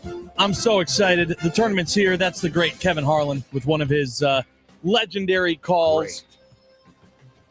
Furman upsetting Virginia. Furman back in the tournament this year, and that's been making that highlight have its rounds on social media. Super Harlan's duper awesome. excited. He's awesome. Oh, yeah. He sure is. You're awesome as well, Mr. Tim Allen, the franchise filling in for Trevor Thomas, who is already gone and on vacay. We're still having a blast here on Inside Wisconsin Sports. I'm Josh Albrecht. As I mentioned, that is the franchise Tim Allen. We are super excited for March Madness. Also, happy St. Patrick's Day, everybody. If you're going out, you're celebrating today, having a pint. You a big Guinness guy? Guinness? Yeah. No, I don't Tim? mind it. Yeah. Okay. I'm just gonna have the green beer, the green Miller Lite. Sure. I think that's Yeah. more my cup of tea. Chicago River is turning green today. I think it's already there. I think I Yeah. saw a video. Yeah, they were busy doing that, nice and cold out for everyone that's going to be outside. Environmentalists are saying, "Oh my God, you're ruining the river." No, it's all safe. It's all safe. That's right. Everyone can calm down, have a drink, and celebrate today. And this is awesome. I'm so happy he's here right now on the Wisconsin Sports Radio Network guest hotline, powered by Gruber Law. One call, that's all. A day early, and without Trevor, he gave Trevor a bunch of crap for saying, "I can't believe you're not going to work at all on March Madness week." We welcome in Doug Gottlieb. Doug, thanks so much for being here. It's my pleasure, guys. Tim, good to meet you. Josh, good to see you. Yeah. So first and foremost, have you talked to Trevor? Did you see he was showboating when we got all that snow, especially in Green Bay? He was taking pictures of his family, the beautiful skies in Tennessee. And then he posted a video yesterday just in a snow rain mix in a coat saying, "Karma struck me back." Apparently it snows in Tennessee too. Happy Monday. I saw it on social media. That's just the type of guy he is. I won't give away my my location, but it is not Northeast Wisconsin. And unlike Trevor, there's no humble or not so humble brags. It's just the greatest weather in, the greatest city on earth. But that's okay. I mean, I don't do that to people because that's not the type of guy. Like when you go through 4 and 28, it humbles you very, very quickly, and you understand that much like the weather, some people don't have it as good as you, right? So, again, just speaks to the type of human being I am. That's the type great. Of human being Trevor is. Yes. Perfect. Wonderful. All right. Well, first, happy St. Patrick's Day. Are you celebrating at all in any way, shape, or form today, DG? I mean, honestly, I didn't even know. But yeah, I have my two of my college. One kid in college and one obviously in high school, and we're going to America's finest city. Okay, if you know what that moniker of that is. We're going down there. I'm gonna see my brother and my nephew, and yeah, I may tip up a pint, no doubt. But there'll be the subtle sounds of waves crashing in the background, which is the real. Oh which is man, the real deal. nice. No, Doug, I'm with you, man. I was in Phoenix all of last week and there you go. A week or two ago, and yeah, I mean the Upper Midwest, as you know, it is what it is, and we just deal with it. That makes the summers that much more enjoyable. No, there you go. There's the cliche. right? There's the cliche. Does it? The summers are enjoyable regardless. Do we need 30 inches of snow? You know, it's super interesting because Tim, as Josh can attest, like I've asked the last 2 times I'm on, like, are we done? Is it over? And they're like, no. I told him. No, you dummy, it's not over. But like where I live it's right in that like that zone in Green Bay where the snow was so thick and heavy. You know, I got somebody staying at my house, and the dogs are loving it, but like he literally couldn't get out. And honestly, one of my assistants, Gil Gans, he said, you know, it's almost like it really is like COVID. Only the bar east was open. No, and I mean, shout out to the bar east. I mean, great place to go play volleyball as well. But yeah, I mean, like literally the whole city shut down is nuts considering how reasonable a winter we had. And this is a bad one, obviously. Yeah, that's what the winter does, is it gets you. But this is still the best time of year, DG. College basketball, the tournament's here. I got multiple things to talk to you about in regards to that. But let's start with the Badgers. So the Badgers put up a good fight in the Big Ten tournament against Michigan. They end up losing on not a buzzer beater, but essentially a buzzer beater to lock in their spot as a 5 seed. And now they'll take in, if they make it to the Sweet 16, which that is the goal. Hold on. You got to win your first game, Josh. Josh, who they play their first Correct. game? Correct. So to get to that point, they got to beat High Point. Yep. Number 1 in the Big South. Yeah. High Point, But 30 High and 4 Point has record. High Point has a lot of money. And their head coach actually played for my dad, Flynn Kyman. They're a really talented team. Of the mid majors, everyone's known that High Point, they had a lot of money before everybody else had a lot of money. That school's like a country club. I've been there. It's crazy. Anyway, go ahead. Interesting. Well, so that's to your point. They got to get through the 5-12 upset. They got to make sure that doesn't happen first. Then they'll play either Arkansas or Hawaii, and coming out of that 4-13. And then if they get to that point, then they would play Arizona in the Sweet 16. I mean, yeah, I've never seen anybody break down a bracket like that, Josh. But it's like let's talk. So High Point, can High Point beat them? Can they? Yeah. Will they? I don't think so. You know what? Okay. What I was impressed by about their game against that they lost in the tournament was like they played at had to play at a slower pace, and I just think Nick Boyd is, I mean, that guy's like one of the 5 best players, feels like, playing in college basketball at times. I mean, the kid's a stud. So I don't hate the draw. I mean, you know, for Wisconsin, the argument has always been like, hey, we're financially invested, but we're not crazy like, well, Arkansas or Kentucky or whatever. Despite the fact that High Point has a lot of money, they have a lot of money for a mid-major, right? They probably have somewhere around $2 million. So I don't think that High Point can beat them or will beat them. Can I do anything they can? Yeah, because there's times in which Wisconsin's not great defensively, but the Arkansas game's the interesting one if they both get there, right? Because Arkansas is super talented, and again, that's where the argument of, well, how much money do we have in here, and it also it's like comical about people with John Calipari, right? Struggled at the end of the Kentucky thing, comes over to Arkansas, and last year a little bit disappointing. This year they win the SEC tournament, and yeah, things change. You have to figure out new ways to do different things, but Cal has figured it out everywhere he's gone, and so it's not a surprise that John Calipari, of this kind of a slightly older generation, you know, it took him like 2 years to figure it out. And this is a really talented team led by arguably one of the top 5 draft picks in the NBA draft. And then they got a scattering of players otherwise. I do think that Wisconsin will struggle in that game. But again, Wisconsin's like a high-powered offensive machine.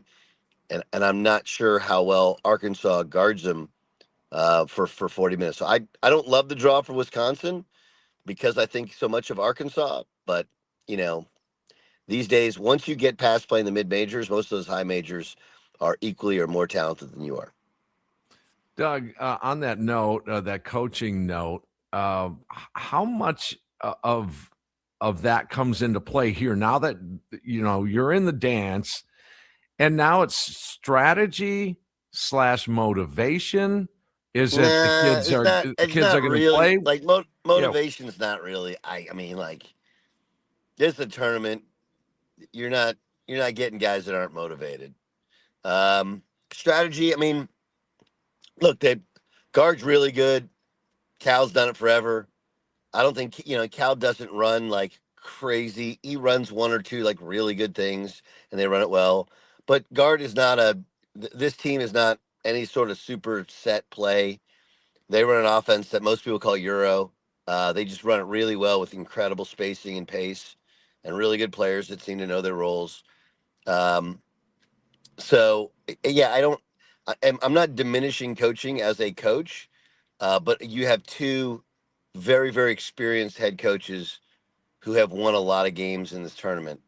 And I think if we're honest, like, Calipari's gift, in addition to his ability to assimilate talent, whether it's recruiting or now some of it's recruiting or buying players, right? We're buying players, so there is an aspect of recruiting even at the highest level, because kids do have choices, right? You're not always the highest bidder that gets the kid. So there is a recruiting aspect to it, and he can use all the guys that he coached and all his connections to get guys. But in terms of end of game coaching, I think Cal's a little bit better than people give him credit for. But I think that his gift is having called broadcast games and sat next to him. Like, sometimes the broadcast table is right next to the head coach. And I can tell you that he has really good in-game feel in terms of lineup adjustments, and in terms of who's playing well, who's not, motivating guys maybe or building up their confidence during the game. So the difference here, I would say, is you do have one player on Wisconsin's team who's played deeper in the tournament than anybody else in the field. And so, Nick Boyd becomes like a super processor for everybody else there. If there's a slight benefit there. Do I think that Arkansas has slightly better athletes than Wisconsin? They do. Wisconsin usually, when they're fully healthy, their bigs can also stretch you out, right? I don't think you can do that as much against Arkansas. Again, so I don't think there's really some strategic advantage that, it's some guys. Here's the reality to it. You want to just not get in the way of them. Right? At this time, you just don't get in your players' way. Don't screw it up. The real coaching comes when you get foul trouble. The real coaching comes when you have to make a lineup adjustment, or when, a team will go zone, you're not expecting it, or you have a guy who's just all of a sudden not playing well, not guarding, whatever. But I don't think they're just two very successful men with loaded programs that have played in bigger games than everybody else in the country. And I would love to say, like, one guy has the cure to cancer with a play call, but that's just not the reality of how either of these two teams do it. We're talking to Doug Gottlieb on the Wisconsin Sports Radio Network guest hotline, powered by Gruber Law. One call, that's all. Yeah, DG, the reason why I brought this up about Wisconsin and them getting to the Sweet 16 is because I think that locally is the big story. Right, it's been almost a decade since the Badgers have made it to the Sweet 16. Which is crazy. Which is crazy. Yeah, it's crazy. I mean this not because I live in Wisconsin and coach in the EW system. I mean it because I have a substantial amount of respect for what Coach Gard has done, and changing styles from swing to running Euro and giving these players this level of offensive freedom. And how the pace and tempo they play with is, from a coaching perspective, is outstanding. Yeah, well, I think that's why locally we're looking at these national pundits and analysts who are saying the Badgers are the best team to give Arizona a run for their money in that region, and we're going, can they get there first? Can they? Yeah. Let's just make sure they get to the Sweet 16 first, because we haven't seen that in almost a decade. Yeah. So that's That's the why, big. why isn't the I focus. think the Bruce Pearl thing is a better topic, just because Well, I just think that here's the deal. This is the first time anyone's talking about Selection Sunday since I was on it. It's the reality of it. No, they've just been kind of getting through the selection show, not stirring it up, just calling out names or whatever. And it's the first time, it's the kind of ESPNization of CBS. And when I was there, they were super uncomfortable with it. They just were. There was a very good group of people who loved it. They were like, dude, this is the first time anybody's talking about it. When one year I had UCLA, I'm like, there's no way UCLA belongs in. There's, but I mean, these are kind of dumb arguments about teams. But I credit Bruce. Like, Bruce has woken up the beast of CBS, and it's really interesting how people want to point out that he's still getting paid by Auburn. Like, dude, when I was there, I was the only guy that had no biases, didn't care. But everybody has some form of bias that they bring in. His is very obvious, and maybe you want to shoot the messenger, but the message was correct. They played a way more difficult schedule than Miami of Ohio. It's impossible to compare the two teams, right? Because Miami of Ohio, it's not just how would they do with each other's schedule. It's when you lose 4 or 5 games, how does your team react? Even when you're playing against the best teams in the country. And while Bruce was proven incorrect by the committee, the fact is that they were like the second or third team out. So it wasn't like he was that far off in his impassioned plea for them to be in the field.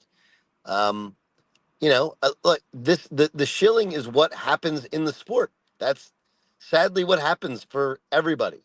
So I'm here to support Bruce because I think it's good TV. I don't agree with everything he says. I don't disagree with everything he says. But I think that the reality is you can't compare the schedules of the two teams. And unfortunately, Miami of Ohio's entire season, their whole season, every win they have becomes fraudulent to mainstream America if they lose in the first 4. But that's the reality.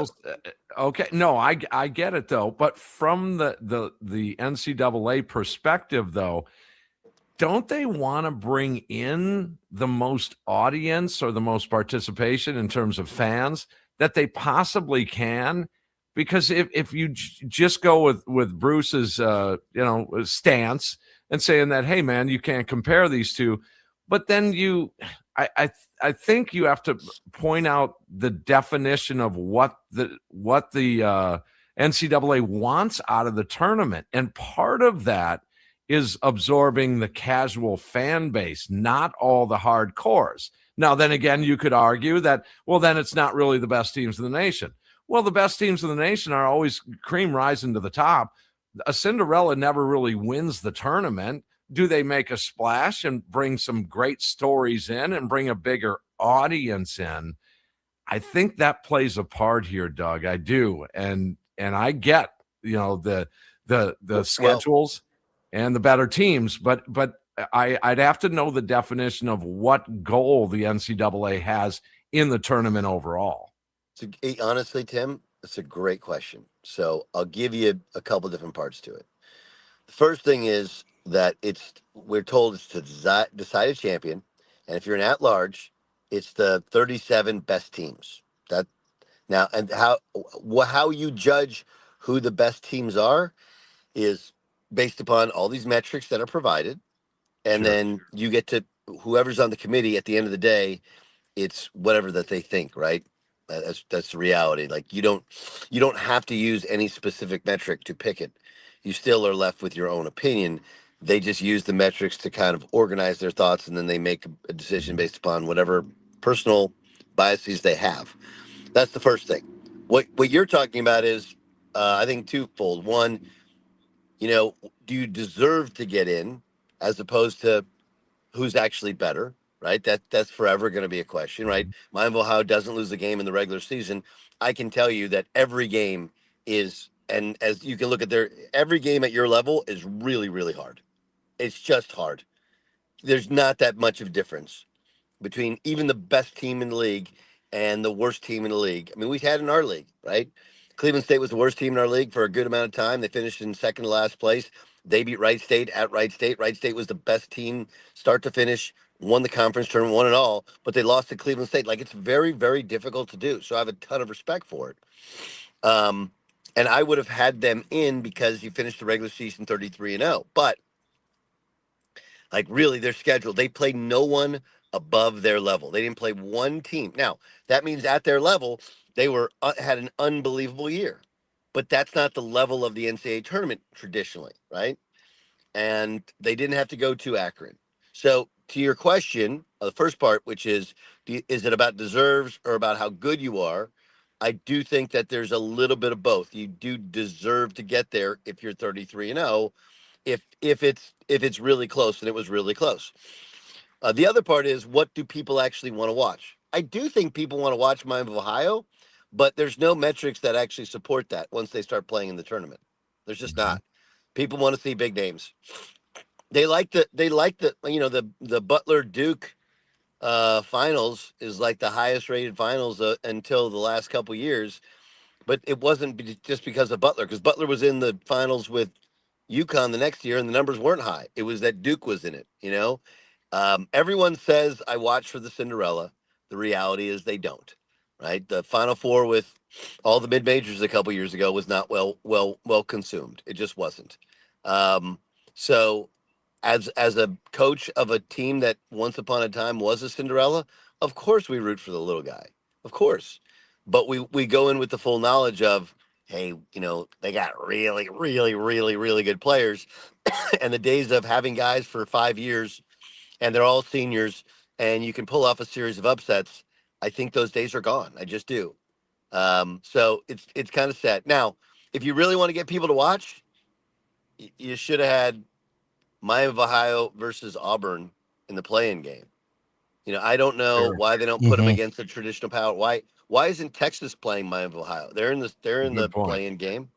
Right? Then you have the halves. You have Texas that's got more money than God against Miami of Ohio, who has more money than you think, but not more money than God. So that's the one thing the NCAA has been missing. It's like, look, some of this is for entertainment. There's not really that big a. I think San Diego State and New Mexico are the ones that should have gotten in. Not the big boys. But I can't believe we don't have a made-for-TV showdown like tonight between Miami of Ohio and either Texas or Auburn. That would be so good. Awesome. Right, and then you put like Bruce on the call at halftime and get all his reactions. Like, it'd be amazing. Yeah. Put him in a cage match essentially. Like you're drawing this up as if it's professional wrestling. So all these conversations, Doug, have led to people starting to ask: will this eventually change the way that the tournament is formed and the participation from the mid majors and smaller conferences in regards to what they get? Is it where you're included, but you're included only if you win it, and to where the committee is going to start putting out there this idea that if you don't win your conference tournament, that's it, and an at-large bid for a mid-major will go away. You're still getting at-larges, but yeah, they're going to shrink. I mean, look, for the MAC, the MAC was not a particularly good league. The top is really good, right? Akron, Kent, Miami, Ohio, good. We played UMass. They got a lot of money. They were up and down.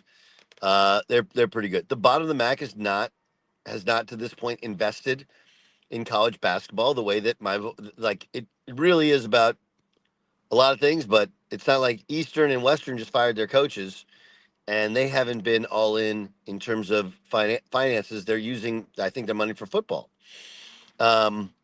So for them to get 2 schools in is amazing for the league, amazing for the mid-majors. The WCC got 3 in. Now, those schools are super financially invested. The Valley did really well in the NIT. Obviously disappointing that Belmont didn't get in, so it's kind of crazy because, I mean, I think most of us believe that Belmont is better than Miami of Ohio. But no one talked about it because Belmont had like 5 losses by their name, but they played a much more difficult schedule. So I don't think anything's changing, Josh. This is just the way it is. When they add in, if they're going to add in more teams, just so everybody's going to complain about it, they're going to add in more teams. But do you know why they haven't added them yet? No, because we've held on as long as we because to this point, Turner and CBS, it has the contract for the games has to say that it's not. They're only going to do it if there's a financial windfall for it, right? That's the reason they're going to do it.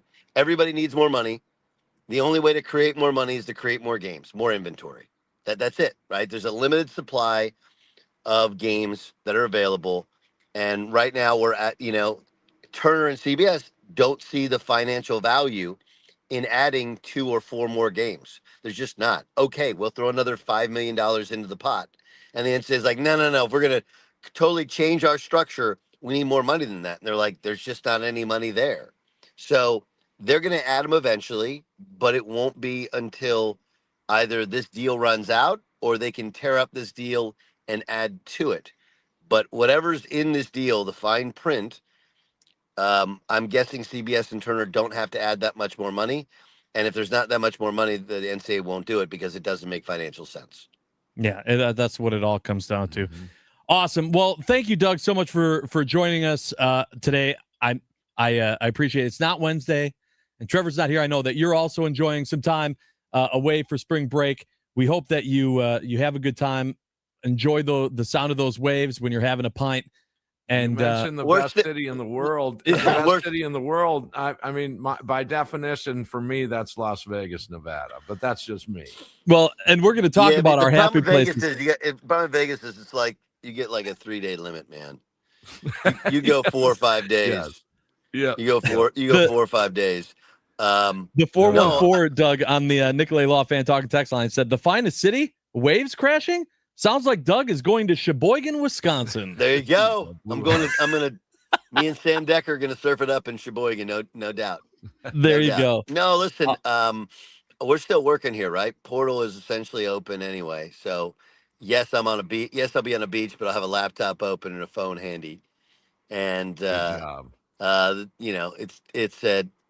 you still work. You're just doing it with sun shining. Yeah, with a better view. And I apologize to everybody in Wisconsin for cursing us with this snowstorm. I just didn't know. You didn't know. It was just, I'm just inexperienced. When I last lived in Wisconsin, I was 6. Okay, I was 6. I moved away. I didn't know.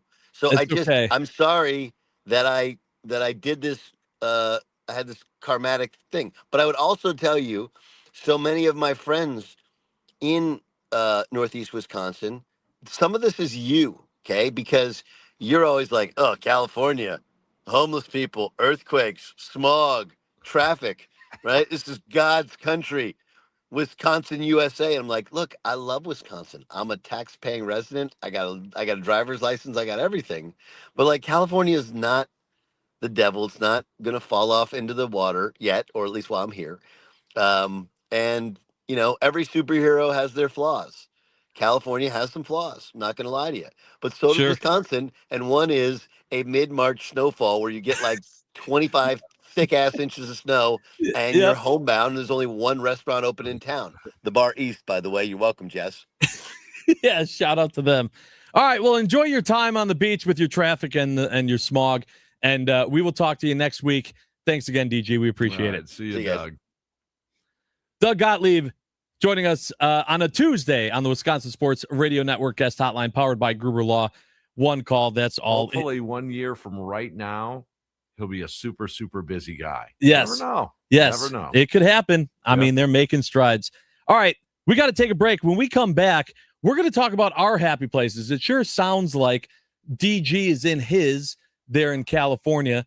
I am about to go on vacay myself to our happy place. You guys all know where Tim Allen's happy place is in Las Vegas. We want to know, where is your happy place? Where is the place that you work all year to be able to go to? We will get to that when we return on Inside Wisconsin Sports today with Josh and the franchise, Tim Allen. We're live from the Wisconsin Sports Radio Network studios, powered by the Potawatomi Sportsbook.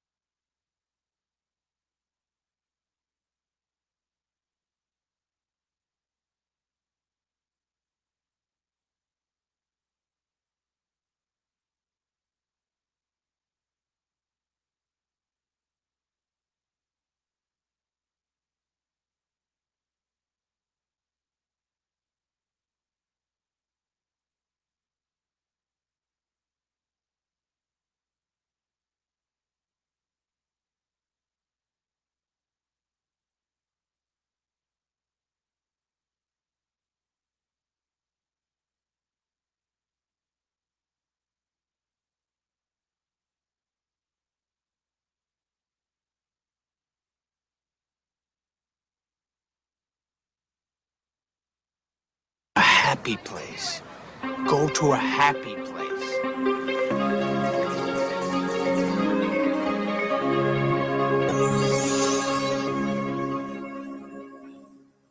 Now, how do you feel? Better. Welcome back to Inside Wisconsin Sports. Hopefully someone's happy place is wherever you are right now listening to us on the Wisconsin Sports Radio Network. I'm Josh Albrecht. Alongside with me today, the franchise Tim Allen, filling in for Trevor, who's already in his happy place with his family in Gatlinburg, Tennessee. And that's what we're talking about in this part of the show is, where is your happy place? I'm about to head out with the family to go to ours, Disney World. We're going to Orlando. Mm-hmm. It's absolutely my wife's happy place, but I found a nice little nook there that I call my happy place. It's the World Showcase in Epcot, Tim, and it has 11 plus countries that all have some type of alcoholic beverage that I can enjoy. Nice. And I can drink, sip, and enjoy the sun in 11 different countries, all in a couple hours. Catch a buzz. And that's hard to beat. And that's hard to beat, especially knowing that the family's having a fun time in the same place. Woo! Hard to pass that up. Now, I want to ask you, you had told me yesterday there's a Comic-Con down there too. Yeah. I don't know much about that part of it. Now, I'm not going to judge anybody for going to Disney or Comic-Con or wherever your happy place is. But what exactly is that? So there's a whole bunch of things along with these. So there are literal artists and comic book, makers and sellers and stuff like that, which my oldest is into. He's gotten into drawing and comics in general, and so that's a big thing. But there's also like celebrities that make appearances and actors and voice actors that come to these things that you can pay to meet and get photos with and buy merchandise from. And so it's a lot of that. And then on top of that, my cult, as it's known, the shirt nerd group, the Roosevelts, a lot of friends that I have that wear these loud, goofy shirts, they also make appearances at these Comic-Cons. So they have new shirts that come out that are exclusive to those conventions. No, so I'm not going to judge anybody on that because it's so subjective. I know there's one of my best buddies. We'll go to Vegas, and he likes that. He doesn't have a problem with it. But his place is the all-inclusives south of the border. Mm-hmm. So it could be Caribbean, Mexico. Oh, and those are pretty nice. Yeah, anywhere in Mexico. He's been to them all, Turks and Caicos. He just loves it, and he like a lot of us when we go to our place of choice, it's the buildup that is part of the trip. And he will talk to me about, okay, so the first night we're gonna go to this place, and it's got this, and then we're gonna go to dinner here because I was there a couple of years ago, and they have the best, and he'll go on and on, much the same as I would about Las Vegas, of where we're gonna go that first night. Let's meet here. Much the same as you would do in Disney, saying, okay, we did that last year, so this year we're going to do, whatever it might be down at Disney. So I'm not going to, maybe in my younger days, I would laugh at someone, and trust me, I take some heat for it. Okay. I say, don't knock it till you try it. Until you've gone and had 11 drinks in 11 countries in a 5 to 6 hour period. That's beautiful. I don't want to hear a word. Okay. I like that part of your trip. I do like that. Well, that's the part I get to enjoy. The rest is being a dad. Now, I'll give you that's the thing. I was just about to say, I'll give you the man card hall pass because it's the kids. It's the wife and kids. And you go to Disney and you do that thing. And now the question would be different if it's just some dudes, you and your buddies are going. I've gone. No, don't. I don't want to hear this. I'm telling you, I've gone to do exactly that, and we got hammered, and in Epcot, and it was amazing. Now we didn't go on all the rides and do everything else, but we drank and had fun. Here's the other thing, because I've had a lot of people come after me and they say, "Well, my happy place is." To your point, a lot of your friends, they'll go to the all-inclusives. Mhm. There you can drink too. I'm just not a huge sit on the beach guy. I'm not a huge just sit in a chair and let the sun roast you. You don't like for looking a whole at thongs or for what? a whole day. Well, is that it? Is that all? And no offense, but in 2026, I can see plenty of that. I'm just, heck, some people go to Vegas to see that. Oh yeah. I'm just saying, like, I'm not the type of guy that's like, let's just go sit on a beach for a week, stare at water and But get you drinks. can, I want to mean, do there's events. snorkeling and scuba diving, Sure. and swimming with the dolphins and the sharks, Yep. and jet skis, and glass bottom boats, and I mean, there's so many other things to do down there. Which I've done that. I've done almost all of those things. Parasailing is kind of a cool thing. Mm-hmm. I don't know if a lot of people realize you get up in that parasail, it's silent up there. It's amazing how it just changes. It's all audio. There's all different senses going on. Once you're up in that sail, man, it's just quiet and serene. It's kind of cool. Well, and that's the difference, Tim, is that there's some people. I want to get to some of these quickly here on the Nicolay Law fan talking text line. Everyone's happy place is different. The 920 said, I got a nice cabin out in the driftless, sitting on the porch. Perfect. It feels like a drug, completely relaxing. Jeff in Fox Point said, my happy place is Madison, Wisconsin. We love taking the kids in the spring, summer, or fall. We go to the farmer's market around the Capitol, walk State Street, stop at to have brats and a Bloody Mary, hot dogs for the kids, go to Memorial Union for Babcock ice cream, sit on the terrace, and then go to Henryville Zoo. The kids love this day trip, and I love going back to my old stomping grounds, that being Jeff in Fox Point.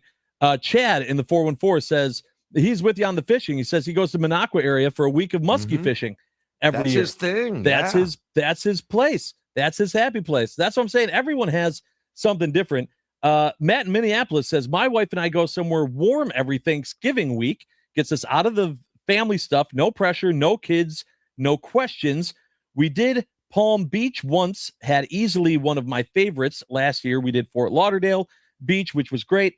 Travel is easy that week, and zoos and such are pretty empty. I look forward to it all year. That again, Matt in Minneapolis. Nashville may be one of your happy places to go. A lot of people love that. Music Row and that sort of thing. The other thing is pick a Packer game on the road every year. Yeah, that could be your tradition, or that's the happiest you are in traveling. There, and again, this is a little bit different when you have the family with you. Right. I think it's a little bit different. Well, and just I think the attitude, like there have been a lot of there's something about going to a baseball game on a 70 with a light breeze day, and watching a baseball game. That could very easily be someone's happy place. But it's way different if I've got kids next to me saying, hey, can you buy me popcorn? I need a refill on my lemonade. That happy place can get ruined pretty quickly. And so to your point, happy places also change as you go through the stages of life. That's true as well. So for me, I mean, it's landing in the morning in Las Vegas, and a lot of my buddies hate the morning flight because you can't get your room for a while. And no, we like that. We like that. And then I just say there's the dispensary, and you got to hit that. Yeah. They stress on they. Yes. And then it's like you ease yourself into that first night, and pretty soon all the gloves are off and you're just rolling. And you're going. I want to, we got Robin Trempolo who says, our happy place is sitting in the pool at Circa in Vegas, watching the Packers take a huge dub, getting that huge W. Let's find out if that's also the happy place of Rami Makloff, who joins us coming up next from 9 to noon. He'll preview what's going on 9 to noon with Kuhn, and we'll get his happy place take as well. This is Inside Wisconsin Sports today with Josh and the franchise Tim Allen, and we are live from the Wisconsin Sports Radio Network studios, powered by the Potawatomi Sportsbook.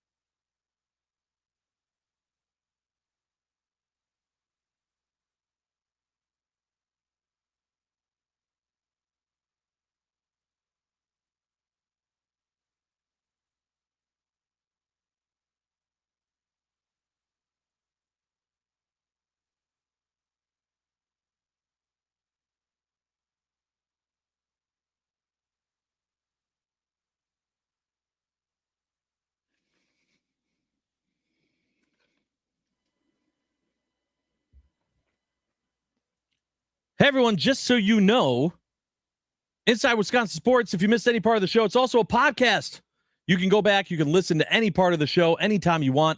Just search for Inside Wisconsin Sports on your favorite podcast platform, or you can go to wisportsradio.com. Make sure to smash that follow button, and you'll get every minute of the show your way and on your time. Welcome back, Inside Wisconsin Sports, with today, Josh and the franchise, Tim Allen. We just got done talking about our happy places, and we welcome on Rami Maklov from 9 to Noon with Kuhn and Rami. Rami, what is your happy place? You guys aren't going to like it. Oh, I'm sure. It's Wrigley Field. That's my happy place. But really, any swimming in garbage. Any baseball field, any baseball stadium, on a sunny day with a beer or a dog or a brat and a beer and like some peanuts or not, like any baseball stadium. I love exploring new baseball stadiums. Why didn't you just say any baseball stadium? Yeah, that would have been way better. Start out with Wrigley Field.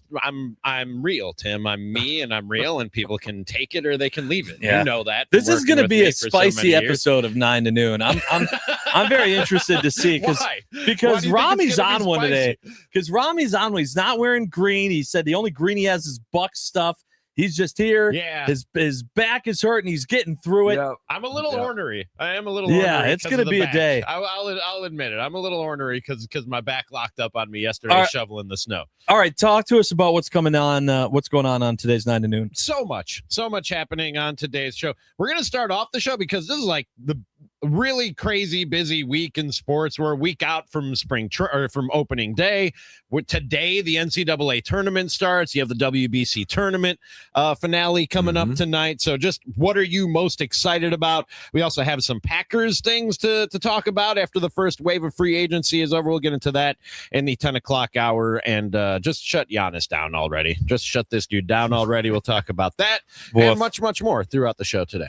All right, so they got a jam-packed show. Thanks, Rami. We're looking forward to 9 to Noon. Tim, I want to thank you for filling in for Trevor when he was out, and then you and Tommy filling in for both of us the rest of the week. It's been a blast. We can finally say we did a few shows together. They've been awesome. That's true. And I know that you guys will take good care of the show. If you have any questions on where things are, in the fridge, let me know. It's probably behind the ketchup. Well, have a great trip, Josh. I know that's a big deal. Where you for going? you You in Disney World again? We're going to Disney. Yeah, kids' spring break. Again? Always. Again. That's where we go. We'll be there, God willing. I hope that everyone has a great St. Patrick's Day and a better time watching March Madness. I can't wait for the tournament. It's going to be great.